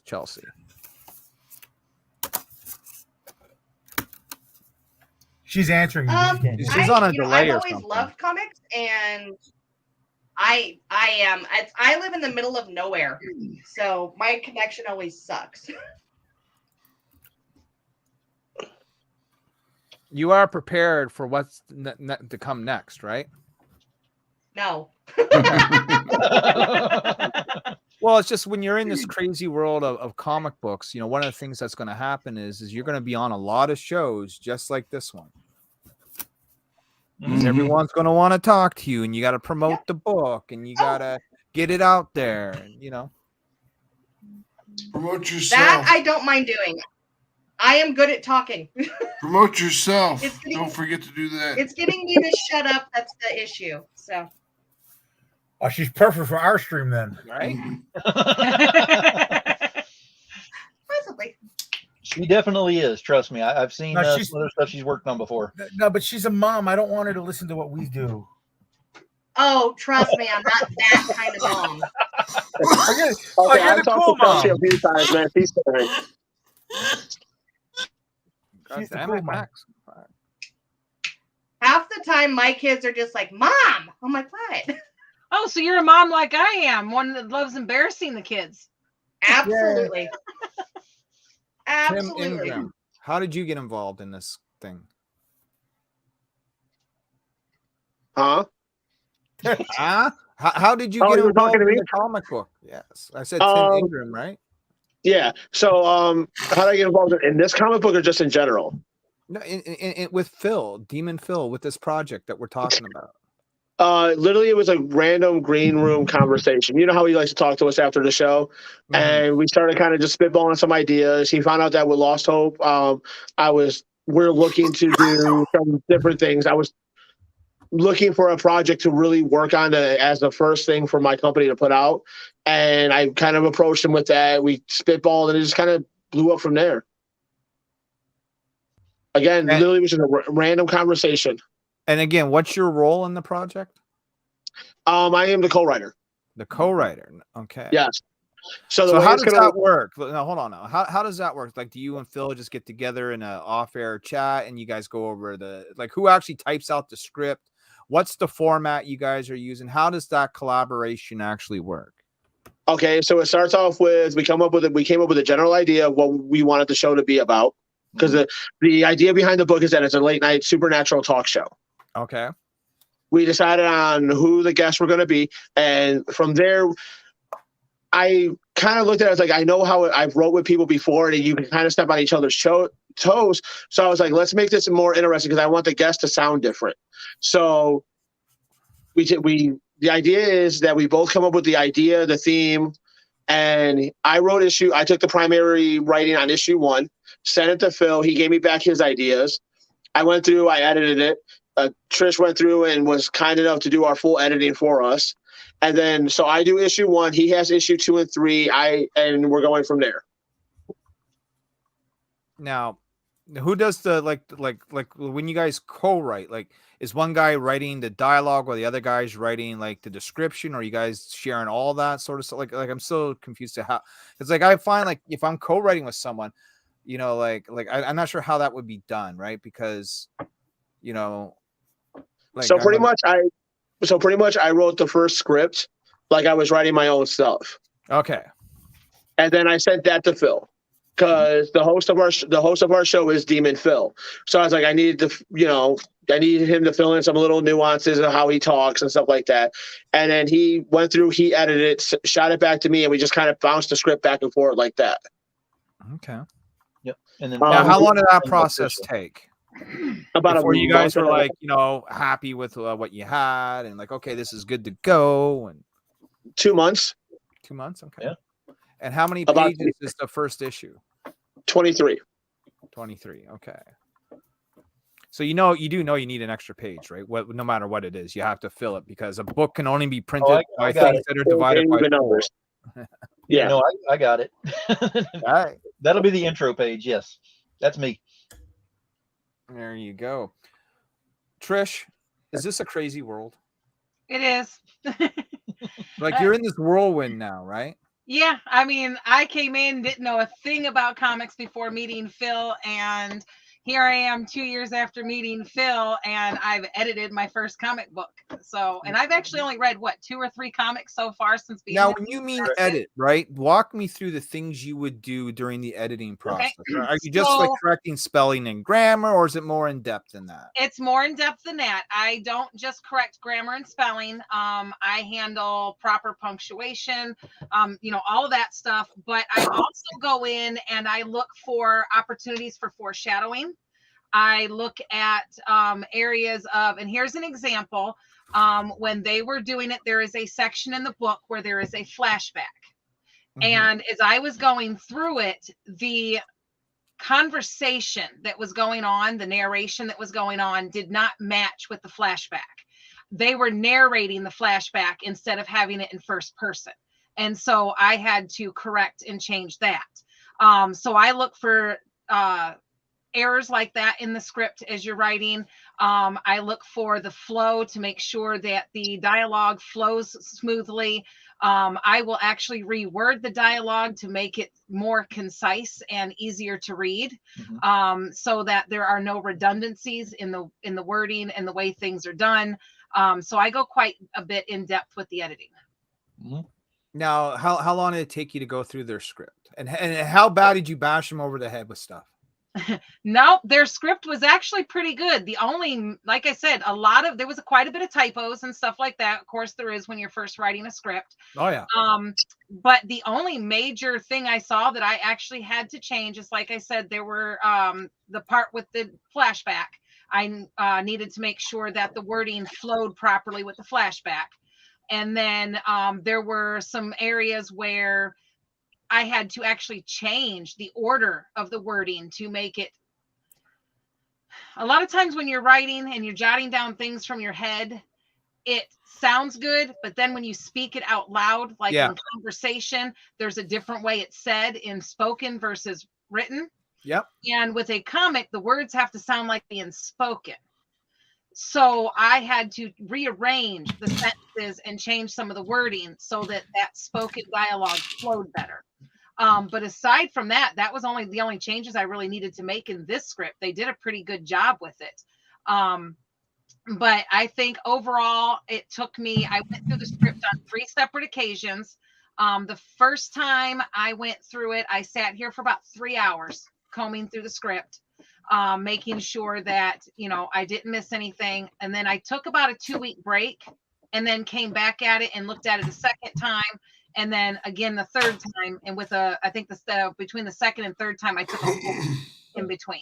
And that's just so I could get fresh eyes on it, because when you're sitting there looking at it, even the editor can miss some things if you don't step away and come back to it. Well, that was also in between having the wreck and all that kind of stuff. Let me ask you, Demon Phil, what has been the most challenging part of this entire process so far? Like from the time you came up with, I'm going to do a comic, to where we are right now, what's been the most challenging part, would you say? If you don't talking Trish into letting them do it, right? Probably, and doing it during the month of our wedding. Yeah, I mean, there is that. You are juggling, something very personal, and then juggling this business at the same time. You know what I mean? Juggling quite a bit more than you think. Yes, there's actually a lot, and we're about to have a serious conversation on video that we're going to be recording, talking about things we're looking at in the business. But as far as the most challenging thing has been, of course, communication is so key in working with a team on anything that's out there. And so the most challenging thing has been able to get everyone on board in a certain way to where, okay, text works for one person, phone call works for another one, messenger works for another person. You have to get on board with what works for them and get that comfort level with your other creatives that are out there and adapt. Or else you don't get that comfort level going, and the communication just goes completely sideways, and people don't get the understanding. Now, what do you think is going to be the most challenging part going forward, right? Because putting the book together is a monument, it's a big monument, it's a huge task, right? Yeah. Monumental task. But also now running the campaign and, doing the world tour and, And I know you know a little bit about it because you had that sort of marketing business that you were running a little bit before, but now now you're not, trying to do it for someone else. Now it's going to be, you're going to be trying to do this for yourself, and you got to find a way to sell this product, this brand. And, as Tom Hutchinson would say, not only that, but sell yourself as well. Right. Yes. And that is one thing that we're definitely discussing, because having the business and having that we have elements of this that play into that we offer to other people. We can't do this on our campaign that we're working, Tim and I on this together and go, we're going to half-ass this thing. We're going to go ahead and go into this thing with everything we've got. We're going to throw everything we've got into this and make it look as good as we possibly can. On the budget that we've got, we got some great ideas. We've had some amazing art that's already been turned in on some stuff. Tricia's going to be working on the video that'll be at the top up there. We've already got some great ideas. Some amazing ideas for that. And then on top of that, the way that it'll actually be formatted on the Kickstarter page will be to where it's fluid and people will enjoy scrolling through it. And on top of this is my first. For me, this is my first Kickstarter. Yep. My first book was out of pocket. My first 2 books. And on top of doing the Kickstarter and writing with Phil, I know he has his wedding. I'm also putting together my first comic book convention at the same time. Yep. Oh, okay. Yeah, we're hosting. Yeah, so it's definitely been an interesting last 6 months. Last year. Oh yes. Yeah, and because of everything going on with the Kickstarter and all the effort we're going to have to be putting into it, and the preparation for the con, which we will be hosting, it's with Tim. It's going to be our YouTube channel, our shows, a lot of our business is going to take a back seat for about 2 months. Yes. We're kind of just not going to produce shows. We're just going to focus on the Kickstarter, focus on getting things ready for when the shows return in July, and just focus on getting everything ready so that, the Kickstarter's getting our attention, and I still get some time with Phil after the wedding. Mm-hmm. Like, I just put it out on Facebook tonight because you guys would understand this one. Focusing on everything that I've been focusing on, like working with Phil, with the comic book, the Kickstarter, the con, and even with the wrestling company that I write for, my appearances have taken a backseat for like the last year. Mm-hmm. It just dawned on me, like, I haven't had a table at a comic shop, and I have, like, I think I'm doing 2 other cons this year. Mm-hmm. Like the whole promoting and stuff like that, like it kind of dawned on me tonight, like, dude, like I gotta get myself back out here, like, quickly. Yes. I've been playing that whole behind the stat of all time. Who's your favorite wrestler of all time? Are we talking technician or what style? Because I have a couple. We're talking, if you had to pick one out of the bunch, regardless of reason, who's your favorite wrestler? Undertaker. There you go. My number 2 is like probably one of the more controversial wrestlers in the world. Chris Benoit. Yep. Oh, I'm with you. I grew up. It's just the age that we grew up in. Like, right after them is Raven. But each one has a different reason why I would say them. You know what I'm saying? Like, well, to me, in regards to the Benoit situation, I happen to be a follower of Chris Nowinski. I happen to know that they had Chris's brain studied for concussions and for dementia. I know the whole story behind that. Like, I don't look at Chris Benoit as an evil guy. Chris Benoit is a guy that took way too many bumps on the head and had, went crazy. And I will say this: working with Justin, the guy who owns Extreme Fight World, like my co-promoter for my con, and even writing storylines and actually learning more of the backstage stuff that you behind the curtain, as they say.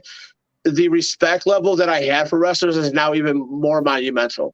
Like, these guys are literally our modern day. Like, everyone's like, oh, football players, American football players are like Roman gladiators. No, they're not. Like, the stuff that these wrestlers do day in and day out is it's phenomenal. Like, I think these are some of the best storytellers I've ever met in my life. Well, it's theater, right? When you break it right down, it's theater at its core. And it's most simplistic theater. Like, if you really want to, Jim Cornette said it best. You put 2 men in a ring, give them a reason to fight, and let them go. You know what I mean? Yep. And just make it believable for the crowd. Yep. Yeah, I'm a big wrestling guy. So is Pete. So when you said you do a wrestling thing, I had to at least plug you a little bit. That's fine, because Tim and I are actually going to be starting a wrestling interview show that'll be starting up, but it won't be happening until after the wedding and after fulfillment stuff to get, everything needs to be taken care of before I start a new endeavor with that. Yeah. But I mean, it's just like, you guys can understand this as wrestling fans. I, over the last 3 months, got to watch my first wrestling storyline take place. There you go. Like I told my buddy, I was like, dude, the little kid in me, dude, like having my first comic book out was like one of the coolest moments in my life. This is easily number 2 for me. Nice. Just because to sit back and watch everybody else, and it got over. It was like, wow. Now we're going to show another cover on here because you wanted to see some of the covers. So this is Zumi Neko did this one as our homage cover that's available.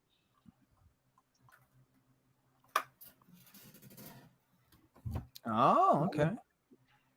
Can you figure out what it's a homage to? Not yet. I'm wondering if they could figure out the homage on this one. I'll let someone else answer. I really don't know. We already asked this earlier. No, but I mean, like, if Peter Max knows, like, Pete, you should have this, or Max. Yeah, exactly. It's anime. So think anime on this one. Yeah, I don't know anime. I do, but no. Death Note.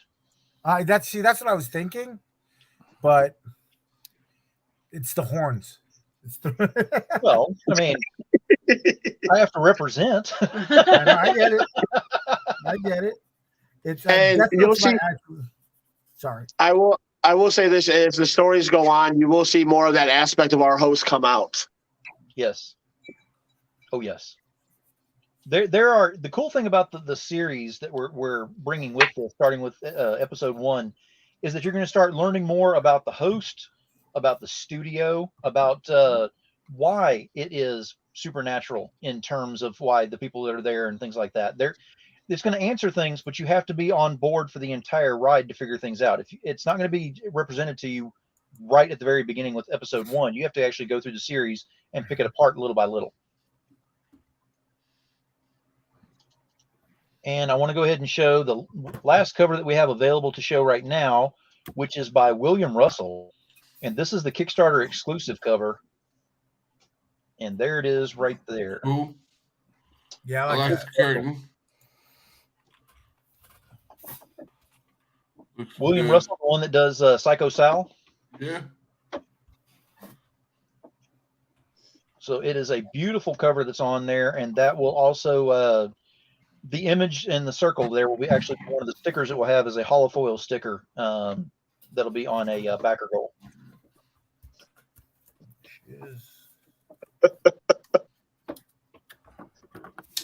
So we've been busy on this and putting some things together and getting the covers and then getting the artwork and everything done. SK was on here for our letterer. He was on here for about 10 minutes, went ahead and showed us some work that he has done just tonight that I had not seen until just before the show. Tim hadn't seen these covers until tonight with the actual logos and everything on them. So it was the first time seeing that as well. And we've just been showing a lot of reveals with this and trying to get the energy up, showing everybody that we are very excited about the reveals and the lead up to the launch on this thing on May 30th. Oh, May 30th. Wow. Yep. Yes. You're definitely churning right along. That's awesome. Man, I tell you, SK owes me like 15%. I've gotten that dude so many jobs. Well, I had S on a show, and he was a part of the panel show that I had on there. And it was during the show what he said on there, and I know because Tim was over in the comments and he caught it as well. I talked to S afterwards and asked him, hey, send me your rates. Let me know what you got. I messaged him and I said, we really need to look into getting a letterer for this. We're going to do it ourselves. And we decided to get a letterer. And whenever I messaged him and I said, we need to get him, and he said, find out how much he is. We need to do this. Whenever you're doing this, one thing that really hit me the hardest that he said was, you don't want to skimp on anything, especially whenever it's your first issue. You really want to hit this thing as hard as you can. Oh, and that's what we wanted to do. We don't have the budget to do big time, but we do have a little bit to go ahead and make sure that it's memorable. Yeah. Also one that you want to go ahead and go, this is something where I see they actually put the passion into here that Phil talks about on his shows all the time. Why wouldn't it be in his book? We want to make sure that that's showing up in there. And So SK is fast. Yes. And he knows what he's doing. Oh yeah. Oh yeah. And one thing would be one thing with me has been making sure that it's just fun. Oh yeah. I mean, I don't know. I'm a weird one with that because once I stop having fun with something, I kind of lose interest. You know what I'm saying? Oh yeah. And so that's been a big key factor here with me. Absolutely.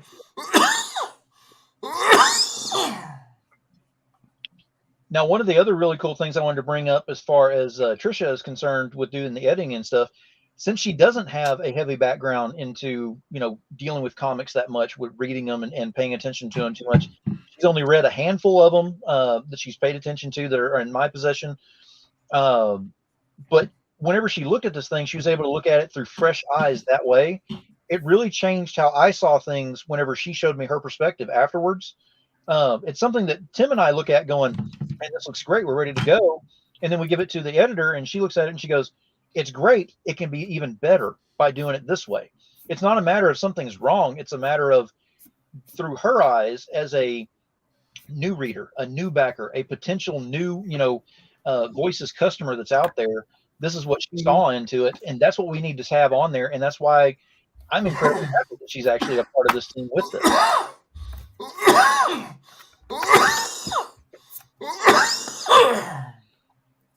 Chelsie wants to give Max a lozenge so bad. I do. Needs a breathing treatment. Yep. Yeah, the nurse and me over here is like, I need to give him a breathing treatment. Yep, exactly. I've had 2 congestive heart failures in a month because my blood pressure was so high.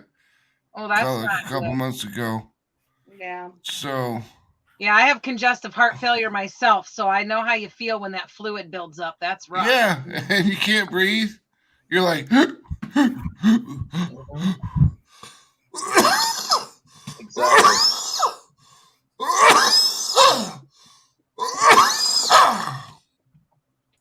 That shit sucks. Do you have any medication to take that water off your lungs? Spirulactin. I take like 10. Oh, I meant like a diuretic.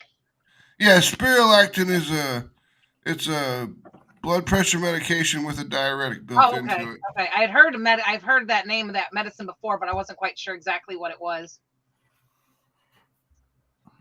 Yeah, I take like 5 different blood pressure medications. Now, we had said earlier in the show, we're still standing to the fact that we're not going to say exactly how many issues we've got, lined up for the series. Rest assured that we've got a lot. There's a lot that has already been written. There's more to be written and going through this, and it'll be dealing with different supernatural entities that are out there. Tim, do we want to tell them any of them that we have coming up that could possibly be seen? I think one of the more interesting ones is going to be when it's not supernatural. Well, that is true. Yes. We have 2 that are going to be really interesting to people. I think the serial killer issue will be definitely interesting. A couple of the mythical creatures are going to be interesting. For sure. I think that one's going to really blow people away. It's just seeing the dynamic between the host and his technician, how that relationship going forward. Because I mean, it's pretty much almost a sub story within a story within a story with that one. Yes. I mean, I think I'm going to leave it like that. Oh, that's good. I mean, there's quite a bit of story we've got to go into this, and different ways that we're going out there with the stories. And there will be opportunities to bridge to go to other stories coming off of this. So there will be spinoffs that could possibly come off of this as well. So be watching for that, and you'll see kind of Easter eggs in leading up to that when it gets to that point. The main thing is we want to make sure everybody's having a good time going ahead and enjoying the journey that is Voices in the Dark, because it's Twilight Zone meets the Tonight Show. I mean, that's the best way to explain it in a nutshell right there, because it is a talk show, but it's dealing with not only with the paranormal element on there, but the tie-ins on what has to do not only with the episode at the time, but with the future things that could possibly happen in there as well. Because there's a lot of things that just it all has a direct tie-in at the very end. Hey, So Phil. it'll be a very fun series to do. Hey, Phil. Yes. Do you want to see it? Do what? Don't fall into this trap. Do you want to see it? No. What No. trap am I falling into? Are you sure, Phil? Do you don't want to see it? Hell, go ahead.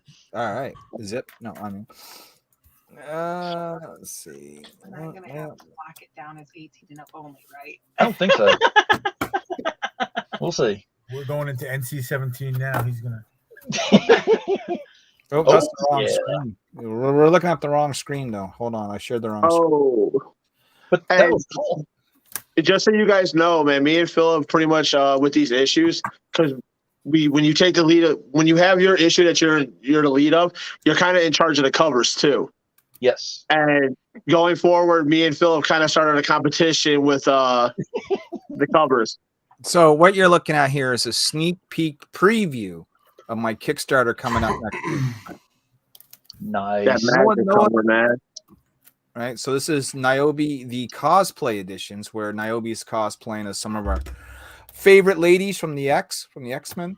Larry's rocking it with zero backers and $0. That's right. What does that translate into Canadian? About, I'm in the hole to the government about $1,000, man. You know? So I'm going to be 100 with you. I'm after that magic cover. This one right here. Yep. Yeah. Me and you both share an affinity for her. Grego Watson, of course, heading up the art chores here. Mm-hmm. Then we got Niobe as Psylocke. One of my favorite. Then we got Niobe as the Dark Phoenix. That's my favorite. I like that mask. I love it. Right. Nice. And then you can get all three together, of course. We got the Grego Watson combo pack, which will give you the 3 connecting covers, plus his cover for Outbreak and his cover for the trade paperback. Mm-hmm. There's a little bit of information on these guys involved right here. Pages that are inside the book. Oh, yes. And then stretch goals. We got Chibi sticker, Niobe cosplaying as Dazzler from our very own Giza. Nice. We got the Grego Watson magic card. We got Chibi sticker number 2, where Niobe is cosplaying as Shadowcat, aka Kitty Pryde. And then we got card number 3. Then we're going to have the Dazzler button, card number 3 here. And then we're going to have a couple more stretch goals yet. And then we're going to have all kinds of add-ons. The Birthright combo pack. Since it's a cosplay theme, we're going to have Morgan Bailey's cosplay cover available again as well. Nice. We're going to have Grego Watson's cover for the trade available. We're going to have Paul Green back here with our hot selling cover from Outbreak. So people that missed out, don't buy it for $100 on eBay. Just buy it from me. It'll be cheaper. Yeah, really. Keith Garvey's men's magazine variant. I like I that. like that variant. Yeah, it's great. Right. Niobe number 1, the 3rd printing. So if you missed out on the original black and white book from 2015, you can get it. And our brand new property will also be an add-on. You like getting savage? You like getting wild on Kickstarter? How about some Savage Sin? Or Savage Booty. Savage Booty. As some people like to call it, Savage Booty. This is it. So it's still a little bit of work to be done on this yet, Phil, but that is a sneak peek at the Niobe cosplay edition Kickstarter. That is nice. I'm going to ask Phil and Trish, I'm going to ask Phil and Trish a question because I don't have a book yet. I mean, I had my own books forever ago. I do have a book eventually, but that's not what I was going to ask about. You picked my curiosity. I mean, I've been curious the whole time. I'm like, I love getting the behind the scenes kind of deep dive into your project coming out, and I can't wait. And I love that it's the Johnny Carson. The Johnny Carson of streams is doing a Tonight Show horror book. I'm in. I love it. But you said something there about competing covers. Yes. So now I'm going to ask you a question. As an artist who's look, I've done 4 covers for the indies since the pandemic. 3 will never see the light of day, unfortunately. My first one, however, the campaign ended today. That's Godslayer. So I'm going to ask you a question. Do you want to see it, guys? I'm going to see a lot of Oh, because I'm getting it. I got yes. Yep, there you go. That's my cover for Godslayers, episode 2. And so I'm just saying it right now. You guys are looking for people to make covers for you and to fight over covers. I called him. I'm jumping. No, look, Son of a. Tim, I'm gonna be completely honest with you. I gotta be honest with you. Phil and I go back to the war to the streaming. No, it's good. It's all good. It's all good. Phil and I go it's back. All good. Don't even gotta say no more, man. You can go with Phil. I got it. We go back to the Stream Wars of 2020. It's okay. It's okay. You know what? Phil and I are minions. Together. It's okay.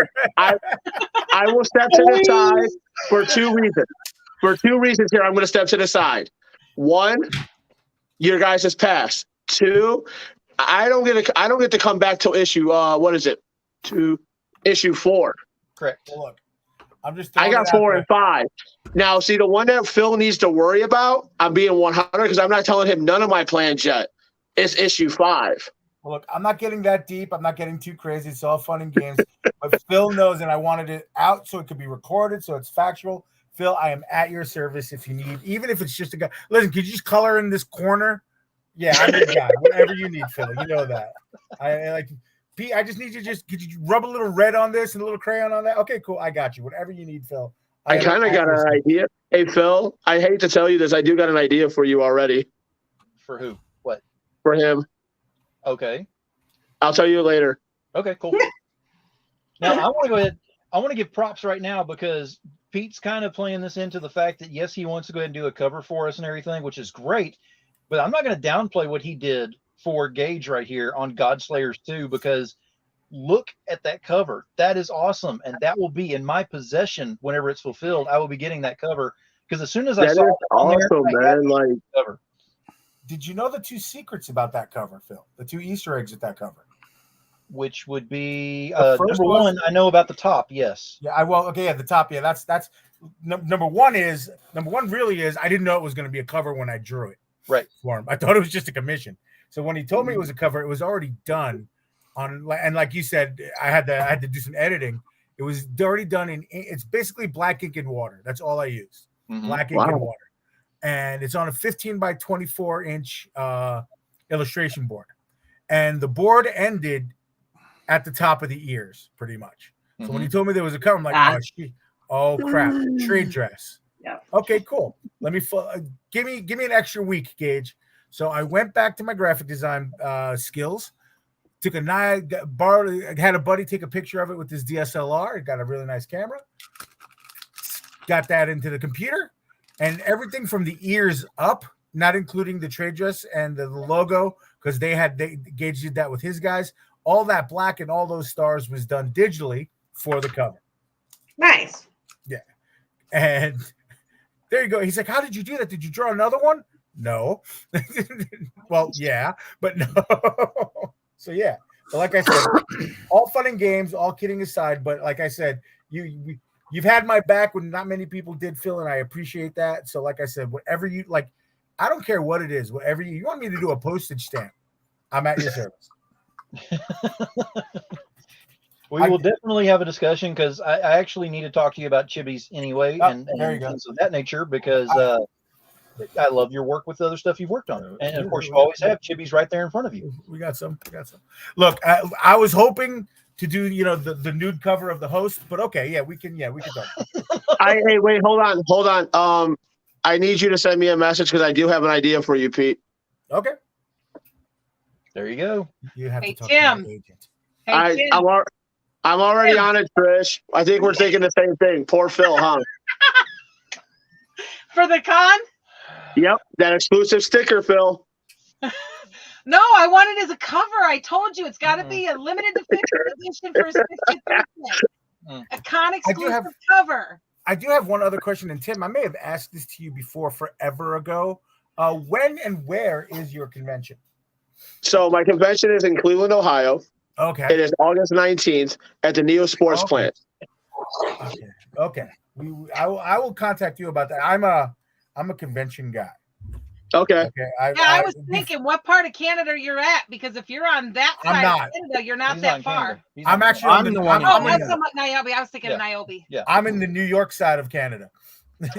So what's even funnier, Pete, is my original publisher was from New York. Oh, that's great. August what? My original publisher for my first book was out in New York. No, I mean August what? 19. August 19th. Ah, It's I'm not booked. Niobe he was talking We have a show. We have a show. I have a show out here. Booked. Cancel. No, I can't. I can't. I'm a partner and I'm a partner and a guest for the show. Doing over 40 shows a year before COVID hit really helped me out. So I'm actually going to do my third throw in 3 weeks this weekend. So nice. Schedule us in for 2024. okay. Yes. Well, we'll see what happens. I'm basically partnered with the guy that it's my buddy Patrick. I can't let him down. It's a big show too. It's going to be a big show. Last year, I'm messing with you. no, I know. Last year it's called Tropicon. Last year he actually, my sister, who's a local cosplayer and does really well in the Northeast, she actually ran the cosplay part of it and the cosplay contest. He gave away over $10,000 in prizes, cash. So, Pete, I definitely need to talk to you because going into year 2 of Collectors Con, that's the name of our show. That's something that we're going to be looking into. Okay. Now, for year 1, I'm going to be 100. I kept it kind of low key. We have a lot of artists. Vendors. I've come to learn doing conventions are a little shaky on year 1 with people, especially in this area. Like we got some great vendors backing us, but people are more. I've been hearing more. We'll see if you do year 2 from vendors. They have to worry, and I'm going to be completely like business with you for a second. A vendor needs to. They have to if they don't already own one, they have to rent the van, pick up their entire, if they have a brick and mortar, they basically have to pick up their entire brick and mortar, load it into a van, drive it, unload it, set up, and they got to do all those things. Half the time a vendor, if they break even, they're super happy. So yeah. I can understand that from a vendor's point of view. From an artist's point of view, I really just need a suitcase and I can sleep in my car if I have to. And it's not. Don't take it the wrong way. I fully understand it, and I. That's one of the driving points. Like Phil can tell you this. Like when you first hear that, after the 10th time, you do get a little frustrated. But it's been more. It's been more of a drive for me to make sure that we have a year 2 than anything else. Yes.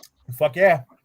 And so to kind of go off of that too, I just want to say as well with the book, because Tom talks about this all the time. Tom Hutchison always brings up about it's good, great, and wonderful to come out with your first book. It's whenever you bring out your second book that people start really paying attention, because more people fall off after the first one because they figure out how much work goes into it and that they do not become millionaires.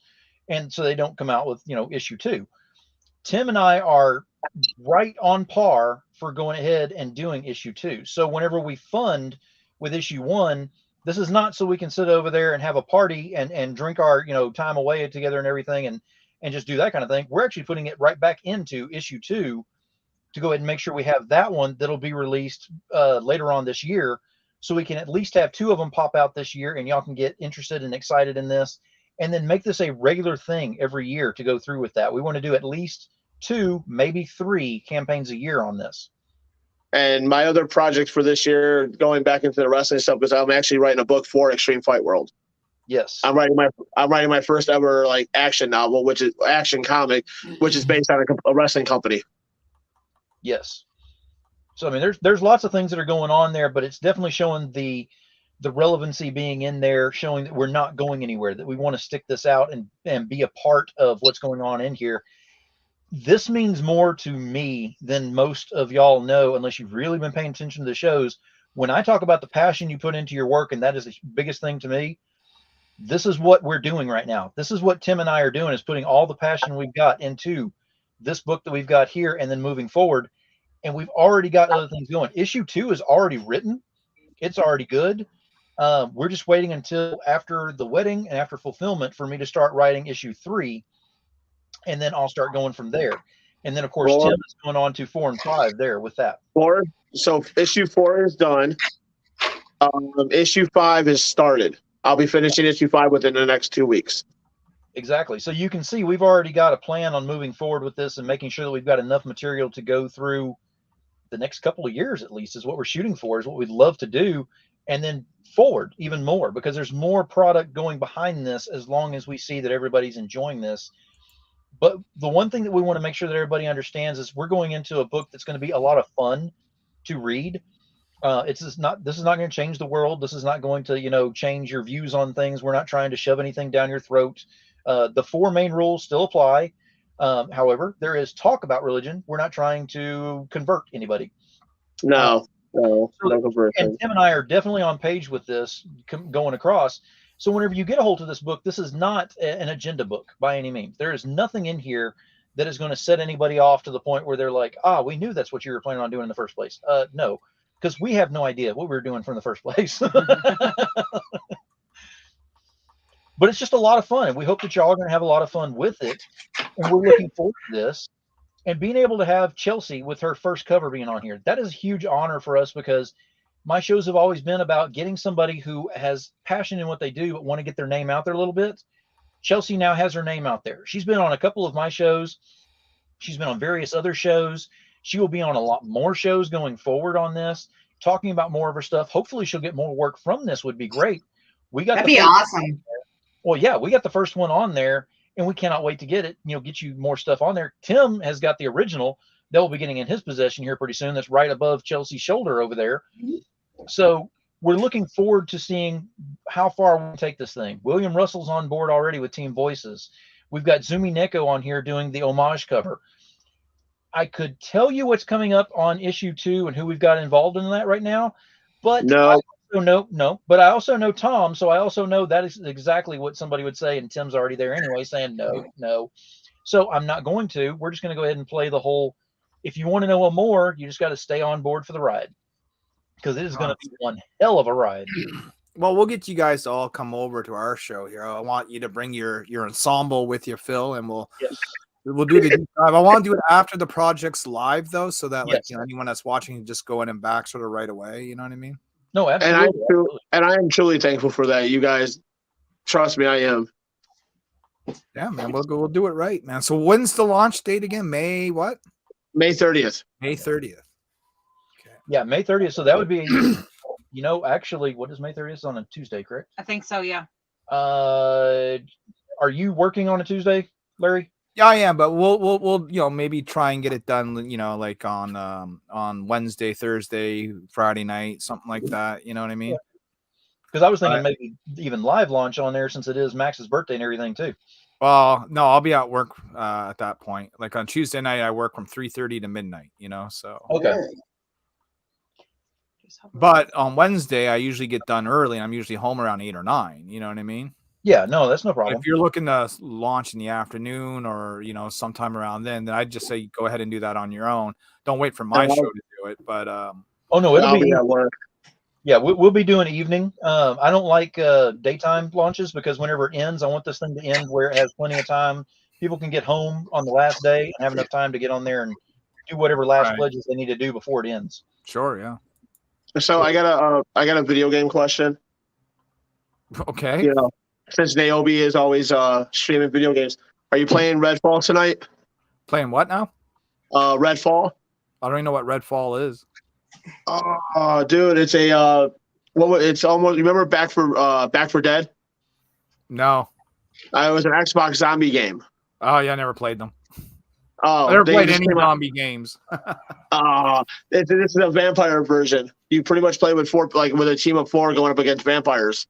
Yeah, no, never jumped in that genre at all. Like I never played any even in Call of Duty, like where you can shoot the zombies. I've never done that. I never. Wow. Yeah. All right. No, I got no answer for you, unfortunately. Hey, I was going to invite you to join the squad. Like, I would have. It was something I was into, for sure. Go ahead. The only other thing that we play like that would be like no build on Fortnite and stuff like that. Yeah, I don't play Fortnite either. People tried, and I tried it once when it first came out on PC there, and I couldn't figure it out. So Larry's a Renaissance man. It's gotten better. Like I play the no build which just pretty much turns into a first person. You're playing a first person shooter. At that point, it's like fucking PUBG. You know what I mean? Like, Exactly. Yeah. Right now I've been playing like Marvel's Midnight Suns. I got a shit ton of Final Fantasy games that I bought. Older ones that I got to get to. I got Crisis Core on the Switch, and I got RE4 the remake. I got to beat. Right. Yeah. So Crisis Core is one of them. I got Final Fantasy 6 and 7, like the OGs for the PlayStation 1 that I can play on my PS3 that I'm going to do. Nice. I got Final Fantasy Tactics, which I never played in my life. So that's there waiting for me. I've been playing this, was it Honkai Railstar on PC a little bit. It's like that Impact gotcha turn-based RPG. Okay. God, what else, man? I ordered Street Fighter 6. I just bought Star Wars Jedi Survivor. I never played the first. My main games with Star Wars was always like the Force Unleashed. Yeah. I never played the new one that Survivor's the first part of that. Well, it's like Dark Souls, and I'm not a big Dark Souls guy, but I can muddle through it because it's Star Wars. It's okay. But it's Dark Souls for Star Wars. Right. What was the other one that they just came out with? It was like the Asian version of Dark Souls. That was a pretty good game. I don't know about Asian version, but they had Wulong. Wulong. Yeah, I never heard of it. It was pretty much like you played with. It was just like a Japanese version of Dark Souls. Right. But the cool part about that was you could start with like a 2-player from like the beginning. Oh, okay, yeah. Well, okay, let everybody know we're going to go ahead and shut this down now because we've been on here for almost 2.5 hours. But I want to thank everyone for being on here. All of our guests that were on here earlier had to go ahead and taper off. We chased them away, Phil. You're allowed to say it. And we started talking video games, and Phil was like, "Nope, I'm done." That's it, brother. I respect that. Yeah, the closest we get to video games here is Phil's got a couple on his phone. I play some Facebook games on my phone, and if we get to a console, it might be Legos or Minecraft. Oh God! The gaming here, pretty much. But I want to thank everyone for taking the time to be with us on here tonight. Those that watch live and those that will be watching, post you as well. Again, showing the excitement that we've got, for the launch that'll be coming up in 30 days, 29 days, 29 days. And then if that's not bad enough and makes you really start stressing, 29 days. And then right after that, 33 days to the wedding. 33 days to my wedding from today. Don't cut it close at all. No. Yeah, and we need to let everybody know that Phil has the most awesome future wife in the world because she agreed to let this Kickstarter launch a couple of days before we get married. Oh, yeah. And have the campaign run during our honeymoon. Oh, yes. I also want to say thank you to Phil for co-writing, for even agreeing to do this project with me. I do want to say thank you for that. Man, Tim, it has been an honor. You've taught me quite a bit, from the backstage on the writing of this stuff and everything. I've learned a lot in the past 4 years, but dealing with it directly is a lot different than just listening. So you working with me and kind of helping me fine tune this a little bit, I feel a lot better about my writing skills, and I cannot wait for y'all to get into issue 2. But before you get into that one, you got to get into issue 1. So you got to get into that one first and then get excited about issue 2. So hopefully the excitement will still be there. And May 30th, whenever we do launch, we will be funding pretty soon on there and be able to get into more money involved so we can lead into more money going into issue 2 being launched, and then lead out where y'all just have no idea what's coming at you because we have so much material that we're ready to launch for you. But I thank everyone again for being here, and it is an honor to be a part of this team and be able to work within this, and to finally call myself a creator and a writer on top of being a host and dealing with the marketing and stuff like that as well. So it is an honor to be among the other names that are out there as well, because now I am among the names with Tim. I'm out there with Niobe. I'm out there with Max. I'm out there with Pete, who's about to do his as well. He's going to get the name creator and writer on his as well.